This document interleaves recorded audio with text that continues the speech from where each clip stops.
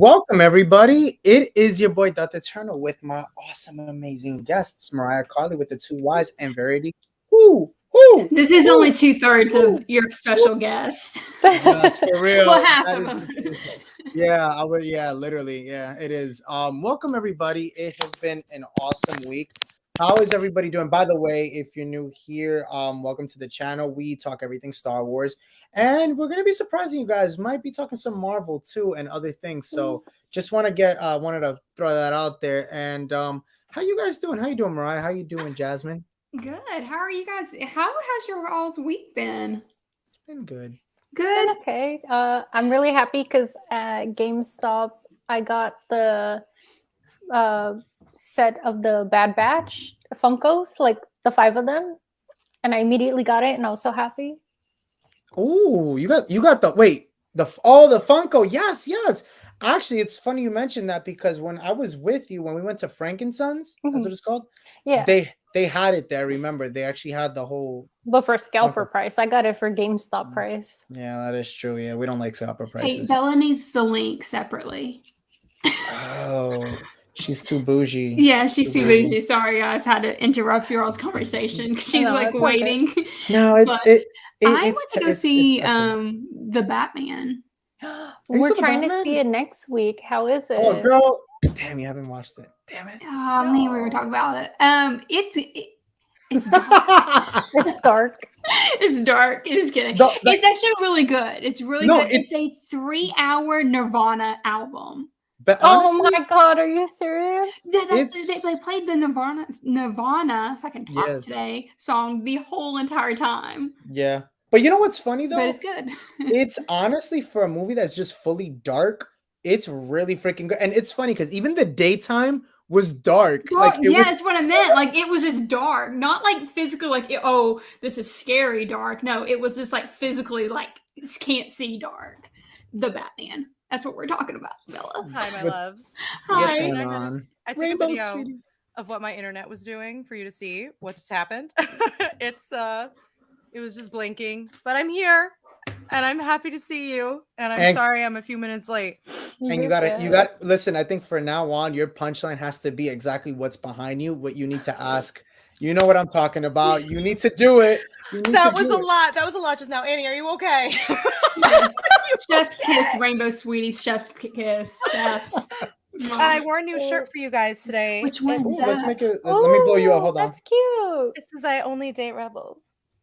Oh, Which is totally a lie. I could absolutely go for a stormtrooper, but here we are. Being honest. Wow. I need that shirt. It is so cute. I love it. When I saw it, I was so excited. Oh, I love it. Just Han and Leia makes me so happy. And I don't remember if I told you guys, but I basically bullied my boyfriend into agreeing to dress as Han with my Leia. So I'm really happy about that. Yay!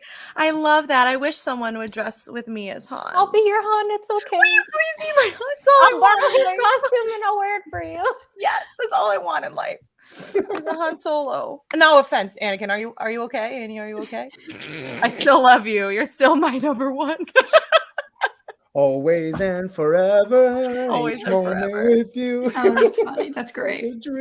No, I don't date rebels. I date like boys with emotional damage, mommy Oh, issues. girl, same. You talk about daddy girl. issues. Oh, mommy issues. Oh, my bad.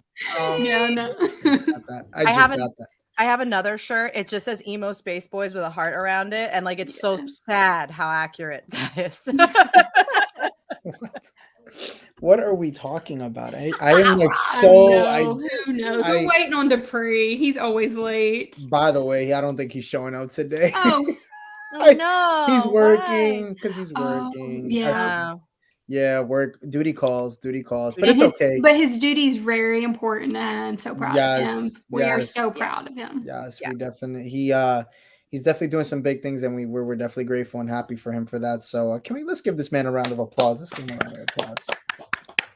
Oh my gosh, Rainbow City says, "Oh my God, I want that cardboard cutout of Anakin." Same. What a mood. It's my favorite thing. We got it for Mariah. Mariah and Rebecca got it for me for my birthday. I have my husband here now. No, look at Did that. she need it? No, but she deserved it. Oh my gosh, I'm so dead. That's so funny. I was like, of course. I mean, what other way does she need to freak out her family? Is just to add a life-size version of Anakin. Of in Anakin her room. Skywalker. My Annie, mom. okay? Annie, are you okay? I put it together in my kitchen, and my mom was like, "What's happening?" I was like, "The right choices are happening, mother. There The we right go. choices." Mom knows best. Did you get to see we were talking about it before. I almost said The Dark Knight. Did you get to see the Batman movie with Robert Pattinson? Oh, guys, I loved Don't it. spoil it, Jasmine. Okay. I'm seeing it next week. We're seeing it for date night next week. Okay, great. I have many spoiler-free review. Do you want that? How about that? Yeah, we could do I that. pretty much did mine. Okay, let me I have notes. This was a whole experience for me. I've seen it twice now because We will talk about the Batman. yeah, I absolutely, I'm actually a big Batman fan. I don't know if Anakin might be blocking her, but Harley's right here. It's like second to my Star Wars and Lord of the Rings is the Batman. And so I have to say I loved it. I thought it was very well done in terms of like Batman films specifically. I never ever thought in my life that Edward Cullen would be my Batman, but he absolutely is. He is my favorite Batman. I thought he did a really great job. Yeah. I love it. You put him over Christian Bale, really? Oh hell yeah! I think Christian Bale, to me, because Christian Bale, no shade, but like I think Christian Bale was okay as Bruce Wayne. I just could not get past the like.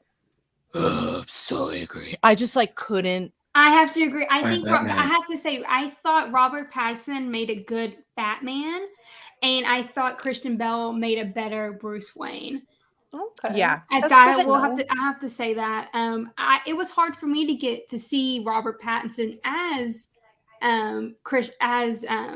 Bruce Wayne. Bruce Wayne, because it felt very emo. Mr. Wayne. Yeah. It felt very emo. But that being said, don't take what I say for granted, because I enjoyed Ben Affleck's Batman too. I like that Batman. I'm a Batflick fan. So. Yeah, a Batflick. But I think with his like emo-ness in this, I think it's because he's so young. So I'm willing to give it a chance and see like because they're supposed to be, he's only been doing it for like 2 years in this film. So I was like, yeah, he's like a little angsty, but I was like, first off, same, and second off, like I noticed that. I noticed it in the movie because I was like, wait a minute, this is like his second year as Batman. So I'm like, oh, that's kind of cool. Okay. So it's like you're getting more of the detective version of Batman, which is like kind of like it is in the comics. So I actually I like that version that we got. Again, I'm not gonna give spoiler because I know Jasmine, you still got to watch it, but I have to say, they did a really good job. I was really impressed with Edward Cullen because I'm not gonna lie to you. Cedric Diggory. How dare you forget about Cedric Diggory? Who knew the Hufflepuff would be my Batman? Well, I just have to say, I just hope you like Nirvana. That's the only thing, Jasmine. Also, I do. I'm excited because I feel like a lot of people only just think about Robert Pattinson as, oh, he's just, Edward Cullen. But I've seen him in a lot of movies and I love his range. I love his acting abilities. That's how I was like, I have to go see him. Yeah, he's actually really good. And also, not only him, but Zoe Kravitz brought more things to Catwoman. I was gonna say yes. I didn't even know she tried out the first time, and she didn't even get the role because she was black. I didn't even know that. Oh wow! I didn't know that either. I mean, not surprising, but wow. Yeah, I didn't know that. I just learned that in the first. I forgot who I was talking to, but the first black one. It was me. It was me. Oh, it was you. Yeah, the first Catwoman was black, and it's true. I was like, oh shit, I totally forgot. And Adam West's Batman, she was there. But you know what it is? People forget because she was only on for I think a couple episodes or a season, and that was it. Well, Catwoman in the comic book, she's Cuban too. Cuban Pete. Mm-hmm. She did an incredible job, and she brought more dynamics to the character, parts of it that I wanted to see explored before that never were. So I love that. The cinematography is stunning. The shot compositions are stunning. The music choices. Oh, and the original score too. It was oh my gosh, it was it Han? No, No, it was Giacchino. It was was it Michael? He did Dune and something else. It's incredible. By the way, fun fact, he said he was inspired by Vader's Imperial March for the Batman theme. I can see that. Yeah. There's a whole lot of jaw lines. I just couldn't stop staring at their jaws the whole movie.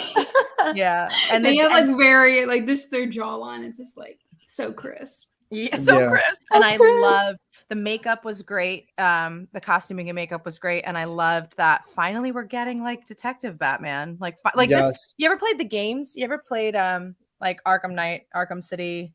Oh yeah. It feels like that. Yeah. It feels like that. And I love it. Those are some of my favorite games. So Arkham Knight is amazing. Sorry, she's she's extremely needy today. She needs her anxiety medicine. So I love her. Oh my gosh, that's funny. What news do we have for Star Wars since we got off topic? I know. Well, one of the things I wanted to talk to you guys that we didn't get to talk on last time, so I know everybody's gonna go bananas about this. So we'll change up the subject now. Mace's return to Star Wars. Did you guys hear about this? About the interview that he did? Yeah. I didn't hear what he said. I saw a rumor, but I didn't know what it was. All right, so we saw your video actually. I think you? like a day or two after it came out, we saw your video. Ooh. And I was like, what is going on? What is going on? I know we always talk about this in the panel. Oh no. let me actually try to see if I could play it here. I don't know if our cameras might be in the background, so I guess if anything, turn off the camera and then mute. Let me see how it goes now. I love the cast you guys have assembled here. I mean, you got Olivia Colman in there. You got Emilia Clarke. How amazing is that? I mean, Olivia Colman in a Marvel show? Come on. Martin Freeman? Martin Freeman's in it? I love Martin Freeman. Come on. Ben Mendelsohn, obviously. Listen, man, when I walked in the room and Olivia Colman was standing there, I was just like, this is going to be so amazing. And she looked at me and we're like, And, we just started laughing. And when we started to work, it was so glorious and such a ball and not this, serious, crazy deepness. We were just kind of having a good time. She is so amazing and so effective in a scene. It's those moments that when you're in the middle of doing it and you feel it and you watch it happen, that when they finally say cut, all you can do is look at the other person and go, oh my God, that was amazing. That was so great. And she's like, you're better than I thought. Yeah, okay, that's amazing. But she was great. Emilia, amazing. It's like, come on, man. You walk on the set and you go, okay, that's the Queen of Dragons. She's so tiny. She's like a fairy. It's like, you want to hold her like that. But yeah, and Ben Mendelsohn, Ben's awesome. He's one of those actors So they're just awesome stuff. Don Cheadle, I got Don, that's like my golf buddy. So I didn't realize until we did this thing, I said, we never worked together. We just kind of know each other and we kick it and hang out and laugh and do stuff. And it feels like we acted together because we act out stuff on the golf course sometimes just, because we're having fun doing stuff. But we never really worked together. So we finally get to see the two of you together. Nice. Awesome. So there we go. So what do you guys think? I know the other day Oh. Can you hear us? Yeah, I hear you. Can you hear me? Yes, we can. Oh, okay, cool. I hear someone else too. Do you really? Oh, what do you hear? I don't know. I heard someone say something about the other day. Oh yeah, someone talking in the background. It's all right. So is he saying that he's going to come back? Like he's like basically just I took it as he's willing to come back. That doesn't mean he. Yeah. Is. Yeah, it sounds like he wants to, but he's not saying he is. Yeah, he definitely wants to come back. I think, and it's like Sith Bendu says maybe he'll be back for flashback scenes. And it's so funny, Jasmine, because you put something, you sent something as Samuel Jackson was there. You see Anakin yeah, you forgot to turn off your camera, and you just see it looked perfect. Anakin just staring down at him during the whole video. It was great. Are you okay? I mean, if they could bring back Palpatine, if they could retcon a bunch of stupid stuff already, I guess it makes sense that they'd bring him back. But I'm just worried that, they've already ruined enough characters. If they bring him back in the wrong way, that's ruining another great character. And that's just something I'm kind of worried about. Like, I love seeing familiar faces, but at the same time, we don't need to see them all the time. If it's a flashback or something, great. But if it's like, I survived this crazy fall after being struck by finger lightning, it's like, okay, no, too much. Kanata was waiting for him and she picked him up as he was falling. Maybe he fell on a spaceship, like one of the spaceships, like space the cars, hood. Space cars. We don't know the name. We're just gonna call it space cars. Cars. The space cars. It's the hood of the space car. Like Anakin did. Remember when he was free falling in episode 2 and he just but he lands? planned that. Yeah, okay. He planned it? I mean, well... Yeah, he did plan the jump, but okay, I don't know. I guess my thing is this. Look, again, we all know everybody wants to see Samuel Jackson reprise that role. My thing is this finger light and this is the thing. Is you're good. If you could bring back Maul, right? A character that got cut in half, thrown in, everything is half off. Okay. I believe that again, if his character survived, why can't Mace? Mace only got his hand cut off, and he just fell. He's so much more powerful than that, and him not surviving, I find that a little kind of sus to sit there and say that he couldn't have survived. Can I make a little argument to that? Go for it. So you guys know I love Darth Maul with a burning passion, but he didn't burn. He was cut in half. I love him with a cutting passion. With a cutting edge. With a cutting edge passion, I love him. But realistically, like his character was not as important to the Bella. Hello there. Darth Maul, his character is not as important to the story as Mace Windu. I just feel like they're not on the same level. I'm glad that we got more stuff for Darth Maul. I love his story now. But if you're thinking about, in terms of like the prequels and what Mace meant versus what Darth Maul meant, I feel like Mace Windu just means so much more to the story and to the characters than Darth Maul does. Mariah, you could be the mediator for this one. I'm gonna let. Yeah. I think they're both equally on the same level as Maul, and because I feel like how Clone Wars. Think of Clone Wars. Well, how about this? How Maul is for the dark side. I honestly see Mace as the same thing for the light side, as the same like they basically have like kind of like that same energy, like the same like power. They're both powerful. We can't deny that. She keeps dropping in and out here, isn't she? I'm not doing anything. And I just think obviously for Maul, what kept him alive was his hatred for Kenobi. And yeah, it was his hatred that kept him alive and everything like that. And Mace was supposed to be, is it canon or is it just something that the fans came up with that he was like one of the most powerful Jedis other than Anakin? No, it's canon. He is. He was. So I feel like now I really think they can justify it, like, okay, he got his hands chopped up. He can survive that, obviously. And I mean, Luke got his hands cut off too. Well, I mean, they were stricken by lightning, but this guy. Yeah, he went through a lot. He was literally burned. I'll put it to you like this, Mariah. My thing is this. I don't disagree with you, Jasmine. I just feel like if Maul, think of the Clone Wars, right? Because we're not following anymore George Lucas's version of Star Wars. It's kind of now following the Clone Wars version. And Maul was a part of a lot of those battles, those fight scenes. You know, for example, like Dooku, you had Savage Opress, you have Ventress coming from Dathomir. So again, a lot of that was very like, you know, again, it was very focused on, not Maul, but again, from their species.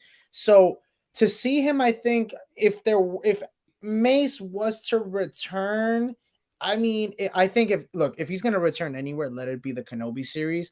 Yeah. But I don't think I need to see him in the Mandalorian. He'd be super old. I mean, I don't want to see an 80 or 90-year-old Mace Windu. No way.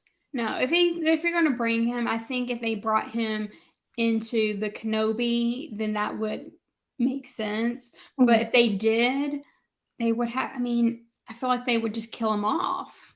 Or Like, what if he comes? Would Sorry. you want to bring him back just for them to kill him off, or do you just want to just accept that he's already dead? Like, what?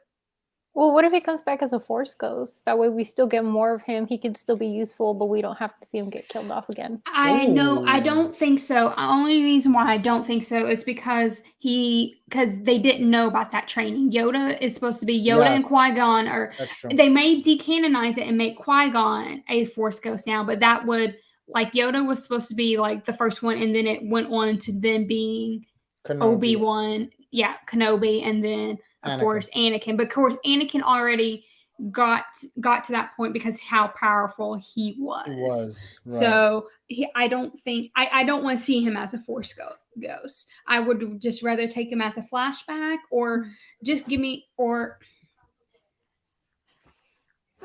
I feel like I feel like they're not going to bring him back for Kenobi, because I feel like that would take away so much stuff. So I feel like just use him for like maybe a flashback, or they're not going to bring him. Well, he did say he would want to be in the Mandalorian. That's what he said. But I'm just like, that would be kind of like, do I really want him for the Mandalorian? Yeah, he'd be old as hell. He'd be like 90 something. He'd be 90 something. It's not going to be useful unless like he's, I don't know, sitting somewhere with Luke, giving him some advice, like for a scene or two. But other than that, he's too old for the Mandalorian. He would literally be like Thanos, like on a planet, retired, like just kind of like living out his last days. Like he already accomplished everything he had. So I mean, at this point, I'm sure he knows Anakin is Vader and Vader is dead at this point. And what he's going to do, he didn't like his dad. What is he going to see Luke and just be like, "You're not a Jedi. I don't grant you as a Jedi." Like, what's Mace going to give to it? He probably would. He'd be like, "Who do you think you are, motherfucker?" Surprise, motherfucker. These fries, motherfucker. All lies, motherfucker. Nah. You're not a Jedi, motherfucker. Oh, you're not a Jedi. That's a good one. His return, I mean, again, I think everybody is super excited of just the thought of Mace Windu or Samuel Jackson coming back, but I think it's safe to say, and we could rest assured, I don't think he's coming back anytime soon or at all. I think it's just kind of like, I put it to you like this: what does he really have to bring to any story at this point in time? I guess that's the question. What does he have to bring to the table? Because there is nothing, I mean, he could really do for anybody. He's not a Force ghost. If he's dead, I mean, that's what we know of that he died, right? So I don't really think there's much more you can do at that point. So I don't know. But what do you think, Bella? Do you want to see Mace Windu come back? Do you want to see Samuel Jackson come back? I love nostalgia, so I wouldn't be upset about it. But I do think I would love, and I love him. But I do think that, like, if we're talking about Kenobi, like some of you guys have said, I think it might take away, because we already got my husband. He's coming back. You know, we got Obi-Wan. We got people. We got a lot of nostalgia coming for us. So I feel like they might save him for something that might have a little more impact. Because, like, you know, if you just throw everyone in the same, because at first I was like, no, I would like to, he has to be in Kenobi. And then I was like, but there's going to be so many people returning in Kenobi. So that might take away from who would he give it to? Like, who would he? I don't know. That's the thing. I don't know where else he would go, though. It doesn't really make any sense to be anywhere else. But it's just like, I was just, because originally I was just like, no, it would have to be Kenobi. But I just had that thought of like, you know what? How about this? We make our own series with Mace Windu, and somehow it leads to him being the father of Finn. There we go. Oh my gosh. That would be cool, though. Because remember, like, when John Boyega said he met Mace Windu, well, Samuel Jackson at a party, and just like out of the crowd, he goes, "Hey, yo, Black Jedi, you my son." That's the first time he ever met Samuel Jackson. So I was like, you know what? I'm gonna make that canon now. That's too funny. That's too funny. That is something. That is something. You're onto something there. Yeah, I would, huh? Oh no, I just said you're onto something there. Yeah. That's what Mace Windu. Well, Samuel Jackson calls John Boyega is his son. I love So- it. That's so cute. And I do think it would be nice to sort of have a wrap up of like what happened when you were thrown out of a window. Like, are you alive? Are you dead? Like, I do think it would be nice to have like a conclusion, you know. Oh my gosh. What if Disney just brought him back as him falling and you just see him He just fall, lands. like, he Those just are terrible. lands and he's like, there you go. Disney's like, there you go. There's your Mace Windu. This whole time he's been There's a body. flying. Yeah, there's the body. Oh my I've God. been falling for 30 minutes. That is hilarious. I would love it. I'm done. I'm so Honestly, I would love it. done. I'm If they so were done. to bring him back, I would love to see, like, even if it is just a mini series, something dedicated to just Mace. Like, I would love to see, you know, like his early days on the council, or, you know, just anything of him during the Republic era, just more of his story. I think that'd be fun because not everyone reads the books or comics. So to see that, it would be a good way to bring back Samuel Jackson, be a good way to give us more Mace without infringing on the other stories. I think it'd be cool to see something like that, maybe like dedicated to him and Yoda, something. I feel like that just calls for a repeat of, like, instead of Book of Boba Fett, be like Book of Mace Windu, and get the same type of like boring backstory, and then him struggling, then all of a sudden finding peace. Oh, like finding peace within himself. I no longer want to be this mopey old Jedi master. Like that. I don't know. That's Can funny. I Watch him be say- the opposite of Boba, and instead of being like, oh, I'm just gonna sit around, he's like, all right, rise and shine, motherfuckers, we're getting to it. Going around the galaxy, mispronouncing things, and Oh my like, God. Oh my God. Can I tell you guys something though that I feel strongly about Mace Windu? My feelings were hurt truly because of what he did to this man. And like, I'm going to be very honest. I'm going to be so honest. Like Clone Wars. And people, I fight with people about this. Like we get in arguments and people were like, well, was he wrong, Bella? And I'm like, that's not fair because he was pushed. Okay. he was pushed. And granted, after Anakin kills the younglings, I think that's when Anakin dies for me. That's when it's over. That's when this man no longer exists. But if you watch Clone Wars, I think Clone Wars is a freaking masterpiece, and I love all the subtleness. And I think Mace's intention was to be protective of the Order and try to do what's right. But you could see that he immediately writes Anakin off from the beginning, and and I hate to say it, but jealousy. Yoda too, maybe jealousy, but also like Yoda as well. Like Yoda, I literally was Yogurt? Like, Yogurt? Darth Yogurt. He no, in the end of Clone Wars, I forget Darth Yogurt. I forget what the like line is, but he does say something of like, wow, I can't believe that I missed like all of that. And I can't believe you missed it either, bro. I can't believe you missed all of that. And Mace Windu too. And it was because of the choices that they made. And I have like a bitterness about Mace Windu because of that, because I do think he really shoved Anakin hard in a certain kind of direction, you know. Well, we actually watched when we were Yes, watching I love season 7 with that back where you see Ahsoka coming into the council, and then you see Ahsoka and Mace is like, oh, this is just for Jedis, not for civilians, and so that comment. My brother immediately texted me and was like, Order 66 was Mace Windu's fault.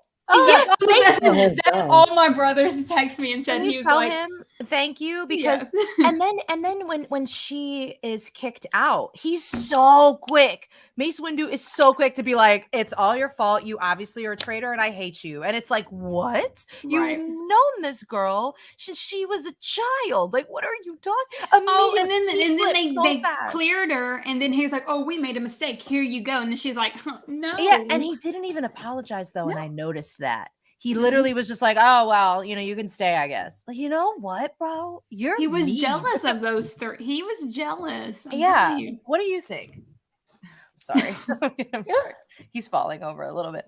But yeah, I have I'm like resentful about that. I love Mace Windu as a character, and also he was really mean to Jar Jar, and Jar Jar's very annoying. Very annoying. But in that one episode towards the end of Clone Wars, when he's like stuck with Jar Jar, he is so mean to him. I feel like people want Mace Windu back because they love Samuel L. Jackson. That's true. Oh, of Yeah, course. yeah. I think yeah. that's what it is. But the character Mace, like I don't know where it would fit into it. Yeah. That's a good point. I don't think it fits anywhere, to be honest. I think it's just unfortunately I'm gonna say it, fan service. That's all it is. It's Yeah. just we just want him because again it's trying to resurrect. I think it's more to please, and I'm a prequel fan. I love the prequels. That's what I grew up on. I think it's to please us, to cater to art. But you know what's so funny? What one thing I'd rather have a good story than just to run on nostalgia. I want to have that. hands down. I'm in agreement with you there. I think, and you know, I think now Give me is like both, but make sure it fits in the story.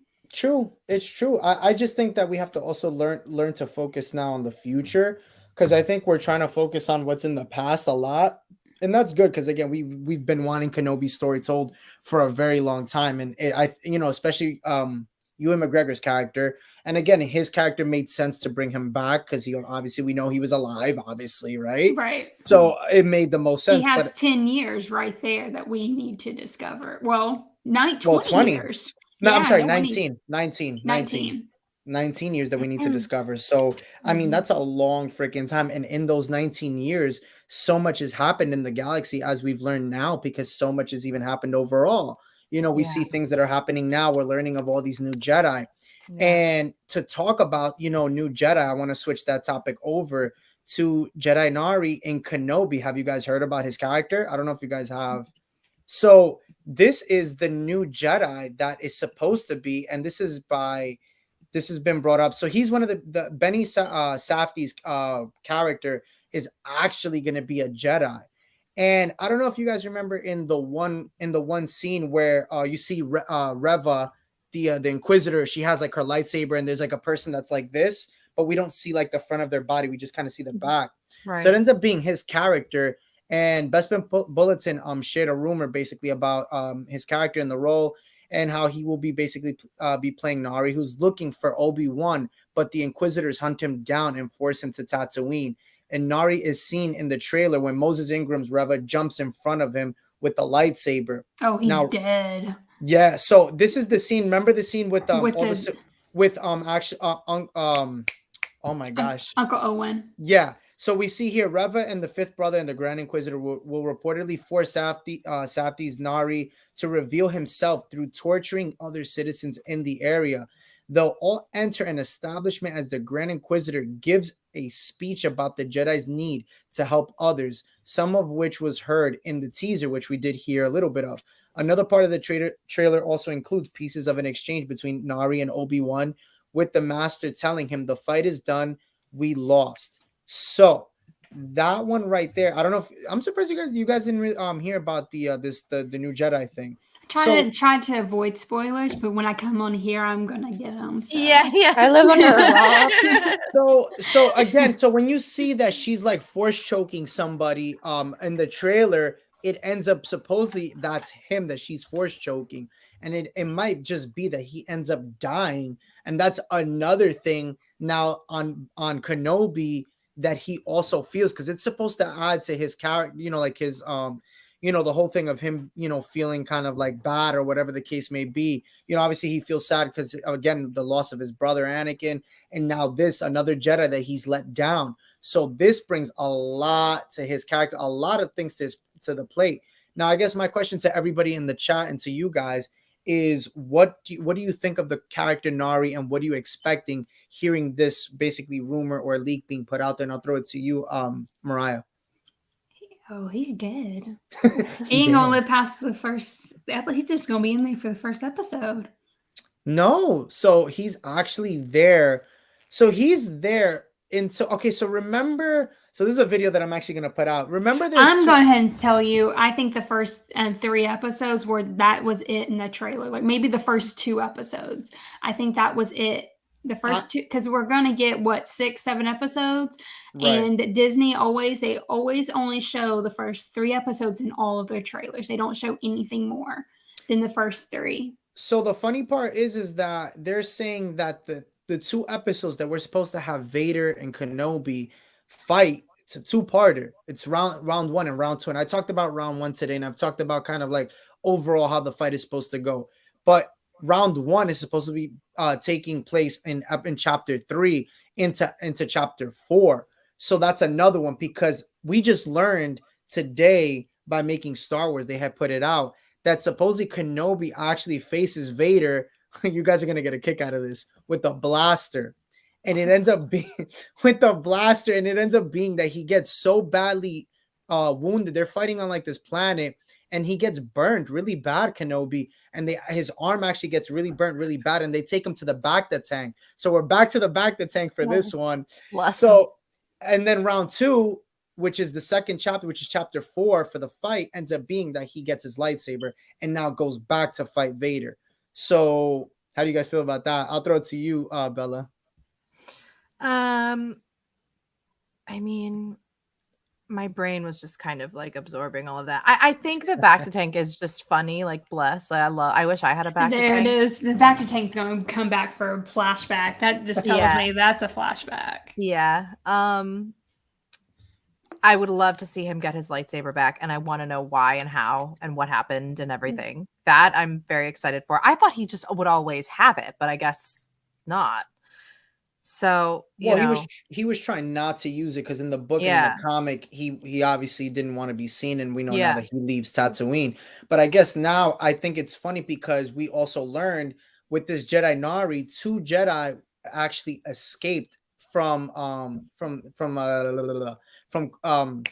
Jedi Temple. So that's why you have that Jedi Nari character who actually she goes and says that's interesting. Yeah. So, and guys, comment in the chat, in the comment section if you guys are here. Let me know what you guys think about this. If you're excited to see another Jedi now thrown into the mix, because it was told that supposedly 2 Padawans, and one of them being Nari, ends up escaping the Jedi Temple during obviously Order 66, because their masters obviously got in front and actually so that way they can survive, sacrifice themselves. So we don't know who the other Jedi is that basically escaped, because there's 2. If you see in the trailer, you see 2 escape pods that are going after we see, I think, the Inquisitor in the trailer, which I was going to do a video on that, a theory video, because I definitely believe, and I was telling actually Darth Hater 23 about it, and I think possibly those 2 escape pods are a flashback scene of the 2 Jedi escaping the Jedi Temple.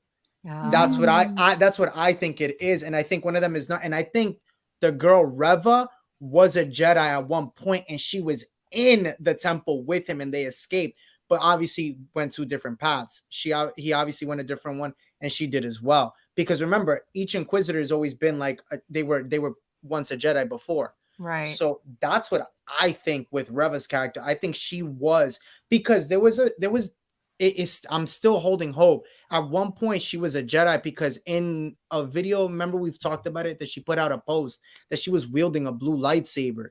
So I'm here thinking that's going to be the flashback scene from the Clone Wars, and we might see that with Anakin or possibly Kenobi. When he meets Jedi Nari, he might have a flashback of seeing him somewhere in the Jedi Temple. That would be cool. Yeah. I love all the. I understand the show is supposed to be about Kenobi, like, in those years after, but I love the Clone Wars, so I would love some live action flashbacks of all of that. Of them in their armor. Yes, I will cry with the armor. Oh my gosh. Yeah. I'll be honest. I want a what if scene, not even just like a flashback. I want a what if scene. Like it was a dream. Like maybe it was the whole episode, and then he wakes up and it's like a dream or something. Oh my god. Well, maybe not like a whole episode. Just like a couple minutes of like him thinking, like being kind of like tortured, like him thinking, this isn't real, or thinking that they won the war or something like that. And just if Padme was there and Anakin, it was raising Luke and Leia. Oh God. And then him calling him Uncle Ben or something like that. Oh my God, my heart. Okay, so I was gonna hold this one. So I guess you guys want to know the flashback scene. I actually have the scoop on it. Oh no. You do? Oh no. Yeah, I put a video out on it, but it's I don't know if you guys want to know it. If you're watching this, comment if you want to know the sequence. If you haven't seen my video, I can tell it to you now. I want to ahead and tell you it also could be a fluke, because I mean people thought that who was it? was coming to rescue Grogu, Plo Koon. So maybe it's a fake Yeah, script. but we knew. But okay, but that's. Let me tell you something. I knew that wasn't even going to be remotely true. He freaking blew up. We saw his ass blow up in Revenge of the Sith. Like there was no way you're coming back from that. I mean, at least I knew that. I knew that If shit was a Mace can, joke. so can he. If what? If Mace can come back from a No, stupid fall there's like a that, then so can Plo Koon. He can come back. nah.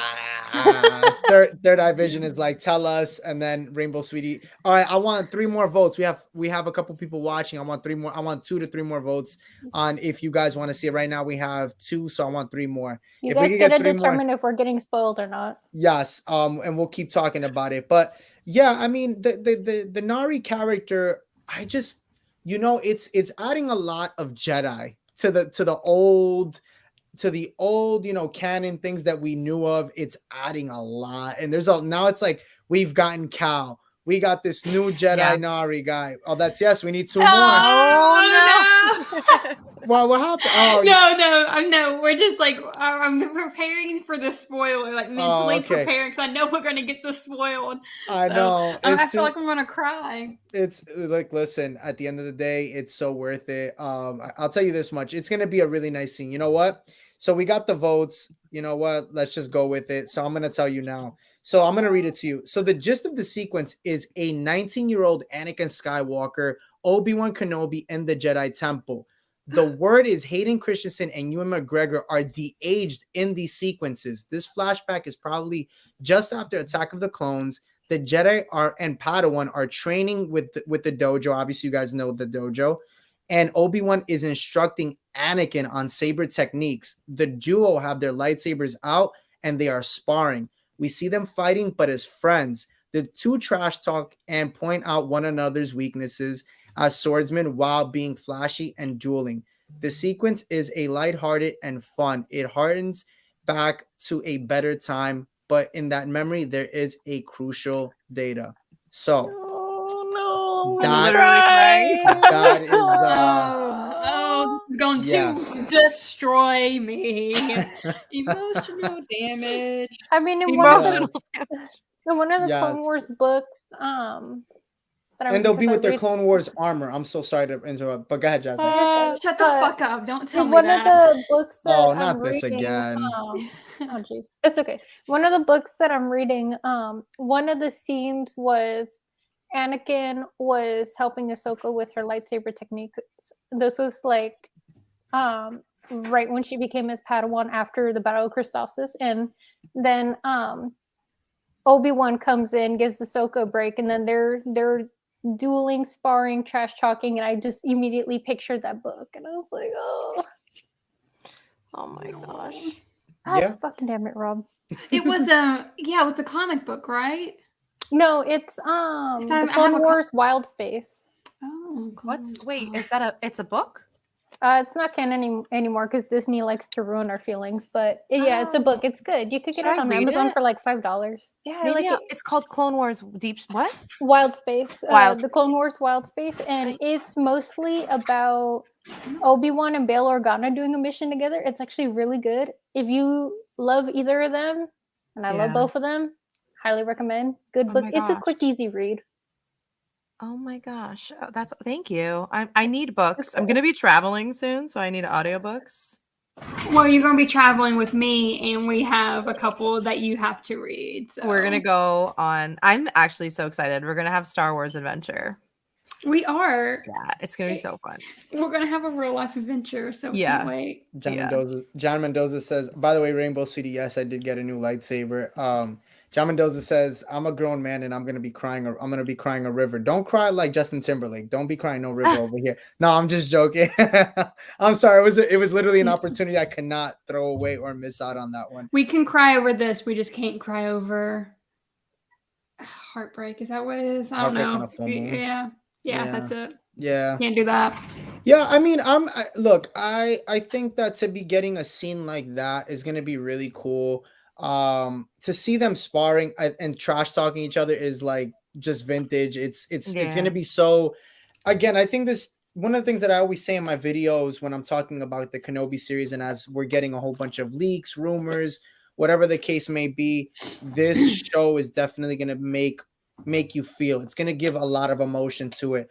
Like, I think, and that's why I say is like one of the scenes that we've heard of is, again, the one between Vader and Kenobi. That first initial fight that they're fighting ends up being that he comes with the blaster and Vader supposedly. So, okay, so let's talk about round one, right? Yeah. So we know in that first round one fight, it ends up being that Kenobi really gets his ass handed to him. So Anakin got his revenge, as you know, as Anakin got his revenge, but as Vader. So as that happens, Kenobi's out for the count. So it ends up being that the Jedi Nari, and it ends up being, I think, if I'm not mistaken, Leia, a young Leia, because remember, he's going to rescue her. That's the whole thing of this whole mission. Because we also learned that O'Shea Jackson Jr. actually plays a big part, and he's going to be basically with Bail Organa. He's going to be a part of the Rebel Alliance. So there's so much to this. That's why I'm saying, like, we have to, that's why, like, for me, I'm trying to catch up on everything, because I just, when that episode, when this season drops, I want to know everything. That way I could be like, okay, got it already, like, kind of. But my thing is, though, okay, so with this big epic fight, and you know, he gets his ass handed to him, everything, which it's supposed to happen, because we're going to see him in the fight, and he's older, he's distraught, so his will has gone, and morale has gone down, obviously, over the years, because I mean, he lost everything that he's ever known. But so of course he's going to get his ass handed to any fight, so he's going to lose a fight. But is it really that big of a risk to us? Because we know that he actually isn't going to lose. Like, he's not going to, I mean, he's going to lose the fight, but he's not going to die. We know, like, in this battle between Anakin and, well, Darth Vader and Obi-Wan, with this big epic battle, we know they both survive. We know how it's going to end. Right. So let me read. I don't know how. So let me just add to it. So let me just read. Is it just going to be epic because it's just going to be cool effects? Is that what we're? Well, no. I think that. So let me read just a little bit of what the scene is going to entail. So at the end of the first encounter, somehow Darth Vader, like I said, sets Obi-Wan's arm on fire, and he's burned pretty bad. It sounds like O'Shea Jackson Jr.'s character and Princess Leia get Kenobi to a back-the-tank, which is what I was telling you guys, and he is then taken to Jabim, which has been brought up, actually. That we're finally going to see that come up, and to recover in a sinkhole base that was set up during the Clone Wars. So that's where I think so when you guys hit it on the nail when you were talking about seeing a flashback scene. I think we're going to get that in that back-the-tank the same way we got in Book of Boba.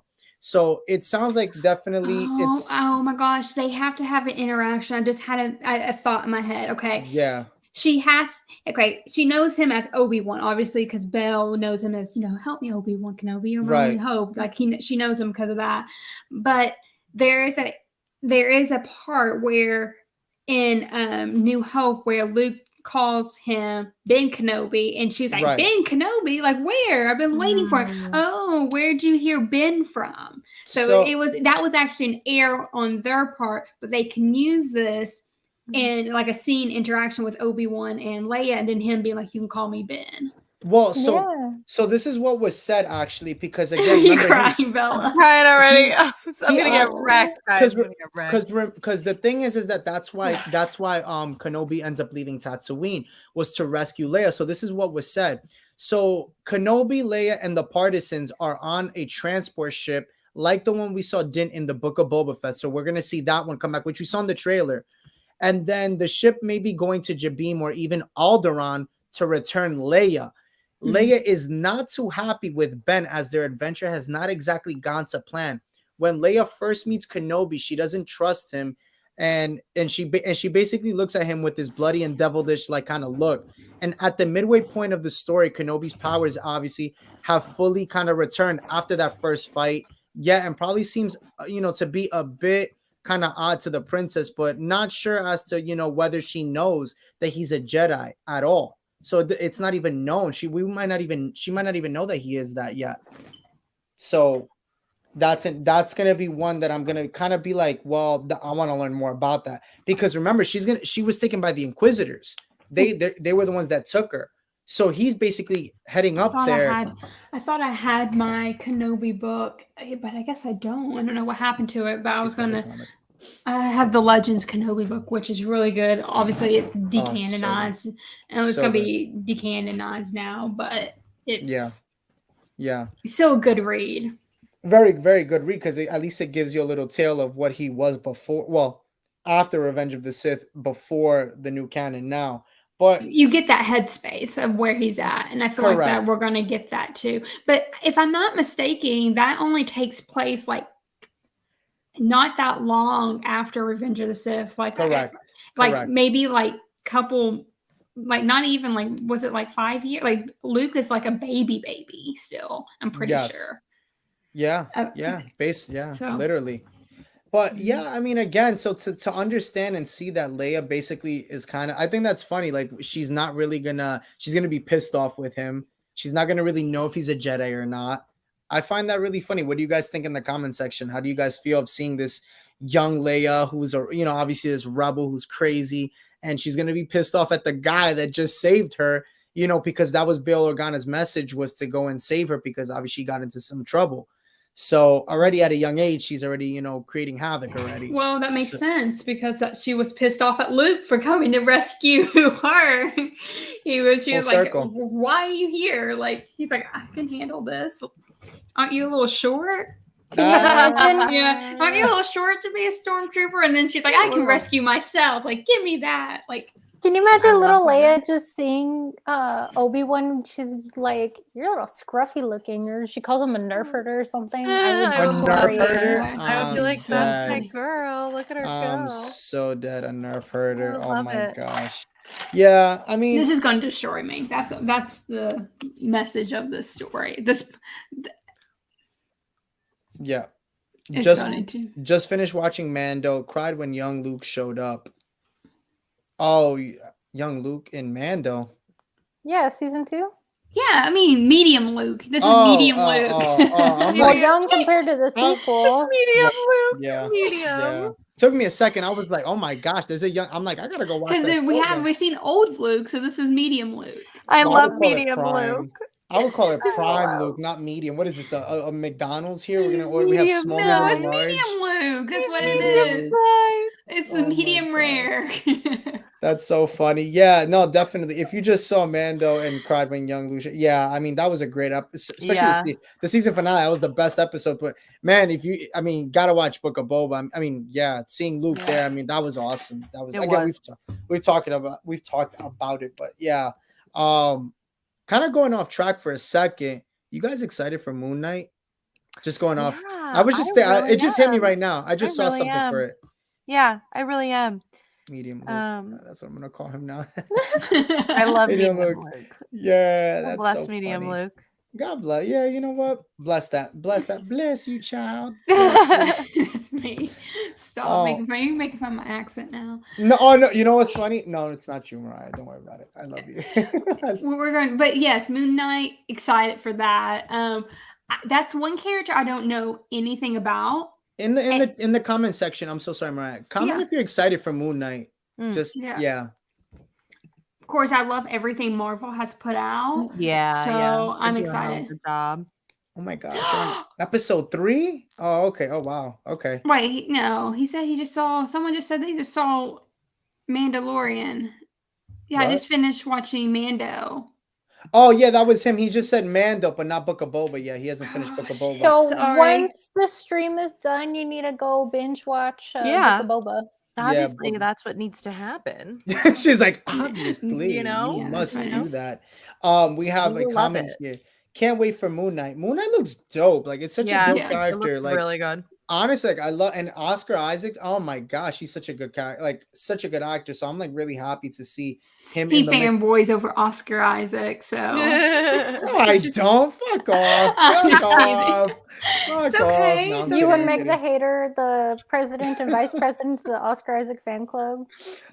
Well, she loves him too. She likes him too. Oh yeah. Oh yeah. I did not know that. But I know it's hard to believe that she likes something, right? I know it's so hard. It's so hard. I know I'm late to the party. Everyone tells me, "Hey, it's okay. There's nothing." Listen, I'm still late. I don't remember everything from Clone Wars, the series. I still have to watch it because I don't remember anything. I saw when I was a kid and barely remember it at all. Yeah. Rainbow Sweetie says it's gonna be awesome. Yeah, Moon Knight is definitely gonna be a good one. Do you guys think it will show Leia using her force sensitive abilities? Oh, I like love this it. one. I would And love she I not don't knowing think it. I don't think so. I think it will. She will get a Ooh. sense, like a feeling or something like that, but she's Yeah, not like gonna a know little- what it is. yeah. Question, Yeah. John. Like it'll show that she's like, that's what I think too. Like she might Like have a hint of she being might, force yeah, she sensitive. might see She doesn't something know like what it something will means. fall, and then like she'll know She might that catch something. it. Yeah. Or like have Ooh. really good reflexes, or like Yeah. have a sense. Like I think she might do something like that, but she might not know. Yeah, know, I what feel it like is. she'll She's never had probably any be in training. tune to like, a bad feeling or everyone else's feelings. She thinks Yeah. it's normal. She And might I not bet even bring no it one up. else will. It would be very subtle that no one else notices, but Obi-Wan, and he'll lie to Yeah. Belle and be like, "No, she's fine." Yes. Oh my Wow, gosh. yes. Yes. Yeah. Oh, I love it. Or, Yeah. there we go. Why am I not a writer? Come on. Come on, Mariah. You should just be a writer. Come on. Like, oh my god. Come on, Lucasfilm, hire me. I have these great ideas. Yes. No, I think that I agree with you guys. I think it's gonna be something where she might like again, I think Bella, you said it, she's gonna feel something. Yeah. And but I don't think much more. I mean, it would listen, I would love to see her, train up, but this is later on, train with Luke, but this is later, way later with the lightsaber, but she doesn't even have this at this, but she doesn't even know who Luke is at this point, so we're not Yeah. getting none of that. But again, maybe her dad tries to hide it. Oh yeah. Oh yeah, it could be Yeah, that too. Leia does use the Yeah. Force in the. Yeah, she does. Well, later Yeah. on, yeah, not now, not now. Yeah, I think she'll sense something with Obi-Wan because if you remember, like I was saying before, in one of Well, the in scenes Last that Jedi, she saves herself with the Force, so you Yeah. see her in they, that. well, yeah. And then in Rise of Skywalker, we see her training and everything, and you also see her using the Force to connect with Luke in Empire Strikes Back. I'm sure So- that her and Luke as kids probably use the Force, not to the extent of like a Jedi or Sith, but when it comes to like feelings or intuition or being like, oh, I can aim for something here, like when Luke is shooting the Womp Rats. So Right. probably like in small ways like that without actually knowing what it is. And Yeah. they could just pass it off as, oh, I'm just lucky. Oh, I'm Yeah. just very intuitive. I think hers will be like she can sense when people are lying or not telling the truth around her because she's Yeah. into politics. Yeah. So I think that So will because be she's a hers. politician, I'm so trying- what, every politician can just tell when you're lying or not. Yeah. No, I think that will make Kinda her a good politician. one. Yeah. But No, I think there's the canon book by Claudia Gray, Leia, Princess of Alderaan, and it's about her trials and I know that's canon. So, and I'm trying to remember, I read it a few years ago. I'm probably going to read it again before this show, but I think she does have moments like that. I might be wrong. She does. I remember that book. Yeah, she has moments where it's like a sense or a feeling or an instinct, right? That's like she also really kills good. her boyfriend too. She does. does. He deserved it. Yeah, he did. But yeah, no, she does call it like she does say it's a sense. She calls it intuition. So she probably doesn't really realize it's the Force. She just thinks she's really lucky. Yeah. With that. Yeah. Or she's like, I just have had this sense. I don't know what it is. I've just always had it, like because she never had any training or guidance that way. Third Eye Vision says, guys, I'm confused. Luke takes Baby Yoda, but I thought Luke doesn't meet Yoda till the Swamp Planet. Well, you got to remember that's not till after. Book of Boba is after all of that, so that's why. Yeah, you might have to watch it in order. Yeah, Book of Boba Fett's taking place after. So remember, he takes Jedi. Grogu, but Yoda is a different person. Yeah, Baby we Grogu call it. Yoda. Baby. Its name's Grogu, but we call him Baby Yoda as a joke. My child. Sorry, she gets the tingle. You're so stupid. She gets the tingles. You see, like she gets like these what is it? Her Peter tingles. It's her Peter tingle. Her Peter tingles. Do you remember in Spider-Man when Spider-Man kept calling it like a Peter tingle? His Peter tingle. Oh, that's right. That's right. A Peter tingle. Oh my god. She gets a Peter tingle. Luke would sense it in his feelings by being passionate, and Leia senses it in her high intuition. Oh, I like that. Yes. Yeah, because definitely, Leia thinks more with her head and Luke more with his heart, so that would make a lot of sense. Con el corazón. Con el corazón. So it's not the Yoda we know and love. Sorry for my ignorance. No, you're fine. It's totally No. fine. No, it's I know cool. it's a little confusing sometimes, but it's kind of like just like a nickname that everyone just like, because we didn't know his Called name him, for that yeah, first yeah. season. Yeah, we didn't know his name. Oh my gosh, I was like, yo, who just said that? That was you? The baby. That's It my was you. baby. That's my Oh my baby.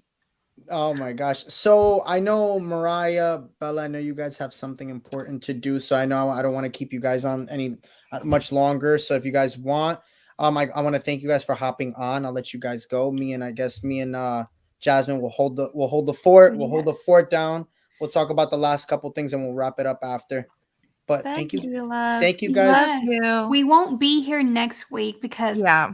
I will be celebrating my birthday. Yes, and Whoa. I will be there. I'm so excited. Yeah. Yes. And also too, by the way, for whoever's watching, tune in tomorrow. Me and Bella are gonna go live and meet for the first time. Yes, I'm And gonna we're meet going. you. Rob, I'm Yes. gonna hug you like you don't Oh, even you just know. said my name. You just said my name. Now everybody knows my name. No, I'm just messing with He's stupid. He's being stupid. She was like, yo, your face, girl. Mira que Your la face. hiciste. Your Oh, leave her alone. Bella, Yo, don't do you're that to hard. her. I'm I sorry. am about to cry. It's okay. You I can was play like, me with my new no. lightsaber. I was No, like, you're what good. have I done? No, it's okay. My everybody. brain was like, what have I done? And then my brain was also like, wait. This fucker has said his name in the past. Yeah, I was like, wait, I feel like people know your name. Yo, Stop. that was funny. Okay, this has been I'm too sorry. much. But yes, you guys can follow us. We will be back, not this Wednesday, but next Wednesday. And we have to plan. We all have to get together off camera and plan what we're going to do. And I hope you guys will be there for us for Yes. Star Wars Celebration. We are all going to be We're gonna together. be together. We're I gonna be know. together, guys. Gosh, and we're gonna go shopping. We are going shopping. We're going to go Star Wars shopping. We're gonna What go do you That Star is think? true. shopping. I'm That is sorry, true. Anakin, you can't come, but you'll be there in spirit. We're going Well, to no, get new. the real speaking of Annie, he's gonna be lightsabers. there. He's gonna be there. Yes, we're going to see that. We were and- in love. I want everyone to know. I'm gonna be like, you remember me? No, I'm kidding. But we were in love for 30 seconds. And we have to get For the a new whole 30 lightsabers coming seconds. out too. So Yeah. Oh, we're gonna talk about that too. Unfortunately, you guys are gonna leave. We got a new Cal? lightsaber review Sorry. coming Okay. out. We love let you guys you. talk about Cal. Yeah, we'll talk Bye. about that Fun. We love you. later, guys. Bye, bye, bye. Bye. And then there was just you and me. But anyway, Hey. For a second, I was like, are we really like hopping off right now? But I was like, I know. guess. No, we're not. No, we're not gonna hop off. We'll hold the fort down. Why not? Right? We Listen. got this. People want the news, and we gotta give it to you guys. So again, going back to the whole thing of, so let's talk about this because now I think we could talk about the whole thing with the lightsaber. So we saw Cal Kestis. My gosh. Yeah. So can I tell you something kind of funny about that? All right, go. I was just doom Go. scrolling on Instagram, Uh-huh. trying to convince myself to finally get out of bed to get ready. I'm dead. And I was scrolling and I saw it and I was like, wow, I can't believe they found a cast member that looks like him. And then I read the caption and it was him. And I was like, You're oh, shot. stupid. You're so shot. I can't believe you dead thought that was a cast member. I was like, wow, a doppelganger in the wild. That's amazing. And then it said it was him. And I was like, no, I'm just an idiot. I should have had my glasses on. That's hilariously funny, girl. I'm like, oh my gosh. No, but I mean, it's cool. I think the fact that now, like, we got to see him. Can you pull it up on Instagram? Because for some odd reason, my Instagram is not working. So if you could share, because I would love to share those images and talk about it with everybody. It was really cool to see the guy Cameron. I forget his last name. If you haven't seen the guy who plays Cal Kestis, he's actually on Shameless. That's what he's like known for. He's also been, I think, on the Batman. There was what was that series called? I think it was called Arkham on Pix 11. That he was like the Joker or whatever. Yeah, that was him. Okay. Yes. How do I share screen? So you just I found it. Okay. Reva. Yep, exactly. Well, she's not the same. So Reva's not that same Inquisitor that we saw in Fallen Order. Because remember, Fallen Order takes place 5 years after, and that Inquisitor that we saw in Fallen Order died. Remember, Vader killed her because he was like, I don't need you anymore. Like you couldn't do the dirty work that I needed you to do. So he was like, yeah, you're dead. You will die.